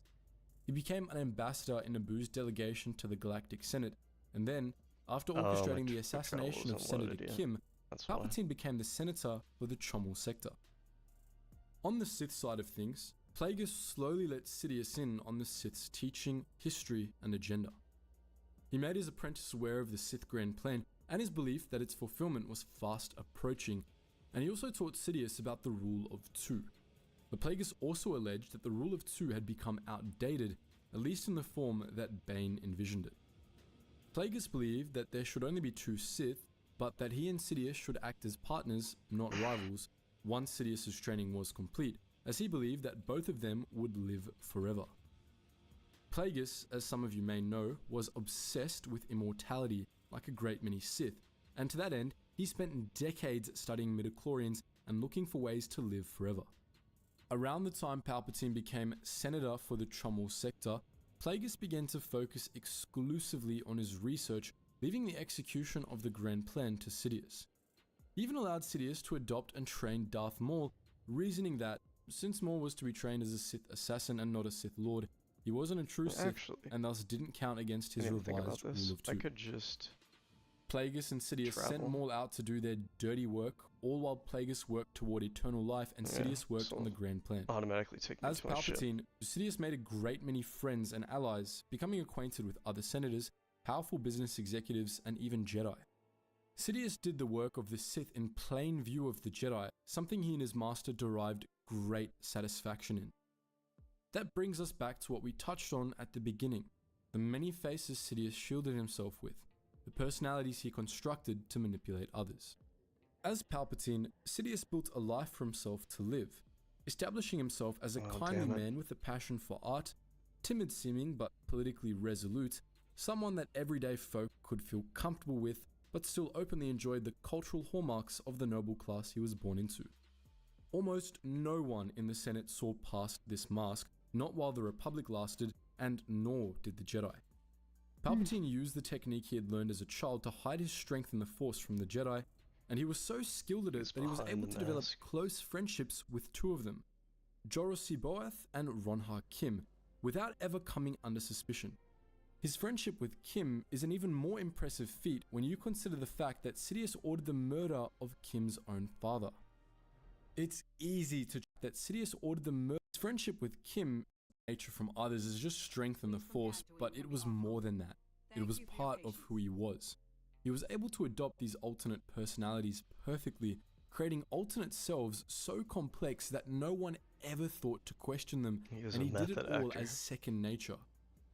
Manipulation and deception were his default state, and he was so skilled at this trickery that he fooled not just the Senate, not just the Jedi, but his own Sith Master as well. He fooled even Plagueis himself. believed that the plan Sidious was executing, which would see Palpatine made Supreme Chancellor, a clone army created to crush the Jedi, and ultimately the Republic. Master Satele, my mission on Corellia is complete. Republic forces have gained the upper hand, and Master Braga is no longer aiding the enemy. I successfully broke the Emperor's domination over him. Master Braga is on his way to Tython. That is welcome news. We'll take good care of him. I've also learned the Emperor is on Dromund Kaas. His efforts against us have weakened him. Our enemy is vulnerable. For now. The Emperor is determined to destroy the galaxy. It's him or us. You must face the Emperor again. And this time you cannot fail. I'm stronger than the last time we met. Dromund Kaas is the Imperial capital. Legions of Sith call it home. The remaining population is almost entirely Imperial military. We're invading a planet of people who want us dead. We'll have to fight for every centimeter of ground. There must be some way to achieve our goal without violence. Could we disguise ourselves somehow? No spy ever sent to Dromund Kaas has returned alive, and we have no time for elaborate ruses. We must surprise the Empire by doing what they least expect. A frontal assault on their home world. Jedi and Republic warships will converge on Dromund Kaas and will engage the Imperial fleet. We will mask your assault on the surface. Master Satele, that's a suicide mission. If you defeat the Emperor, whatever sacrifices are required will not be in vain. I will help you navigate the planet's defense network and land safely. After that, no promises. Your success or failure will not merely decide the galaxy's fate. It will change everything. Only war worked like a video game where you can just kind of wing it against all logic.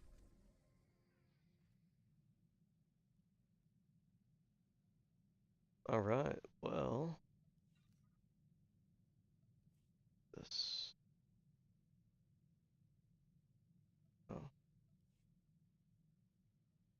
Oh. But yeah, so I mean, we'll continue this next time. Dragon Ball Z. That should round out the story for the Jedi Knight. We'll move on to another character. I mean, I gotta be honest with you, the Jedi Knight character is a little bit too, he's a little bit too Boy Scoutish for me. It was a little bit boring, to be honest with you. The story kind of picked up towards the end. At the beginning, it was kind of lame. Got quite a bit better at the end, especially when he, you know, invade the Emperor's space station. You get captured, all that good stuff. Started to pick up a little bit. But yeah, anyways, let's log out here. And then let's look at the next character we're probably going to be playing as. I might bounce back and forth a little bit. Might do 2 characters at once. So there's our Imperial agent. Where's he at? He's at the fleet, so I don't remember where he's at in the story. I don't remember getting very far with him. I think he might be on Hutta.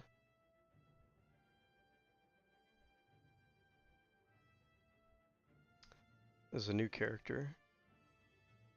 Have him as an operative? Yeah. I think the idea with this character is he's not really committed to the Empire like this guy is.